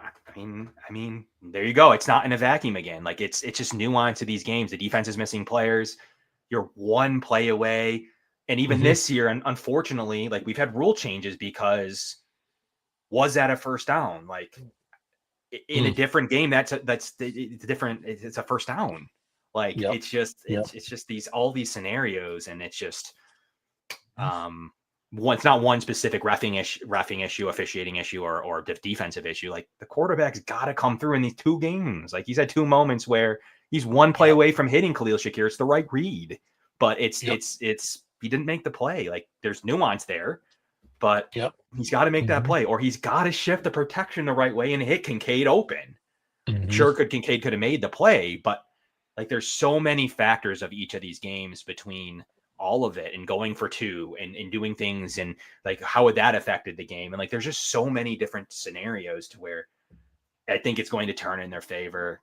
I think as early as this year, maybe I'm wrong, but we need the Chiefs to play. We need to switch this up. We need to get a different bracket. We need to go to a bracket where you're playing teams that won't threaten you physically as much, or coming to Buffalo in the snow like LA or Houston or something like up here. Like we need to switch this up. Not KC, who can clearly win when pressure's tough. Like they clearly can. And the Ravens can too. They haven't yet, but they can too. So we need to play these teams who we're not going to get hurt on a concussion. Our best cornerback he needs to be in there because we can't risk Ingram being in there instead. Like we can't risk it. We have to go out with our best. Can we just be honest? That should have been this year, but the referees had other ideas against Denver for Kansas City. There you go. Throw that in the bucket of problems of losing to the Chiefs. Two of those games, like Kansas City could have easily lost 4 or 5 games this year, extra. And if you flip 2 of those games, we beat them head to head. We're the 1 seed, and everything could be completely different right now. One of these years, it will go that way. I swear. Yes, one of these years. They are going to lose that Denver game. They're not going to win on a block field goal. Like something's going to happen to where the Bills are going to be the 1 seed. They just are. Or even some variation to where they don't have to match up with the Chiefs at all. Like or at some point, like we need to move the brackets around, and the Bills have just not got bracket luck. It's like the tale's oldest time when it comes to the NCAA bracket. Like we just need to have a different path sometimes, and at least see the Chiefs when they come here healthy. Like that's all I'm asking for. Is I want to see the Chiefs when they come here healthy, not with the ghost of AJ Klein and Dane Jackson and rookie Dorian Williams was hurt. Like they literally weren't playing any. I don't even know what that defensive roster looked like. Yeah. So they need that to change. They need that to change this year with the depth of this defense. Like, and then finally have players like Dorian Strong or Deion Walker or players who have shown that they can come in the game, not these backup players. Like they got to stop with these backup vets, and we keep finding ourselves in positions to where we don't have anybody who can step in these key moments. Yep. 100%. Absolutely. That's the 1 seed, guys. That's how we'll leave this show. Yep, I agree. And I agree. That's what I'm telling people. They need the 1 seed, Nautica. That's what it comes down to. The 1 seed, they need the rest, they need the bye, and they need to just go into the conference championship healthy. So that they can actually run the defense. Opponent. Yes. One tough opponent. That's what they need. And that also, and that leads to Mark's question too about being a 1 seed. Would it make a difference? Stay at the AC title home? Absolutely. For those reasons too. It also impacts the divisional round, gives you that extra bye week. There's a lot of reasons. The health. Health is the number 1 reason for me. Health is the number 1 reason. I mean, honestly, the 2023, the skeleton crew we went into that game with on the defensive side of the football is ridiculous. No Milano, no Benford, or no Hyde, we didn't have anybody. I mean, we had Russell Douglas playing on an MCL tear. Yeah, like or PCL tear, right? We were so banged up, man. I just 100%. We got to have a year where we're actually in that game healthy, and if we're playing them to a 1-score game and we're not healthy, what happens if we're healthy? And you're missing the big 2. Like Christian Benford was out, right? And you're missing the captain and the stud of your defense, Terrell Bernard, who twists his ankle in the 3rd quarter of the Steelers game. Yep. Covering it routine passing, and it's such bad 0 degrees out, twists his ankle because they already had to move the game, and he's out. He claims he teared and cried up pregame because he couldn't go. Like that's what the luck that the Bills have had going into their matchups with the Chiefs. They went in this year healthy, and they came out of the Ravens game not healthy. So what are you supposed to do? That's man. All right.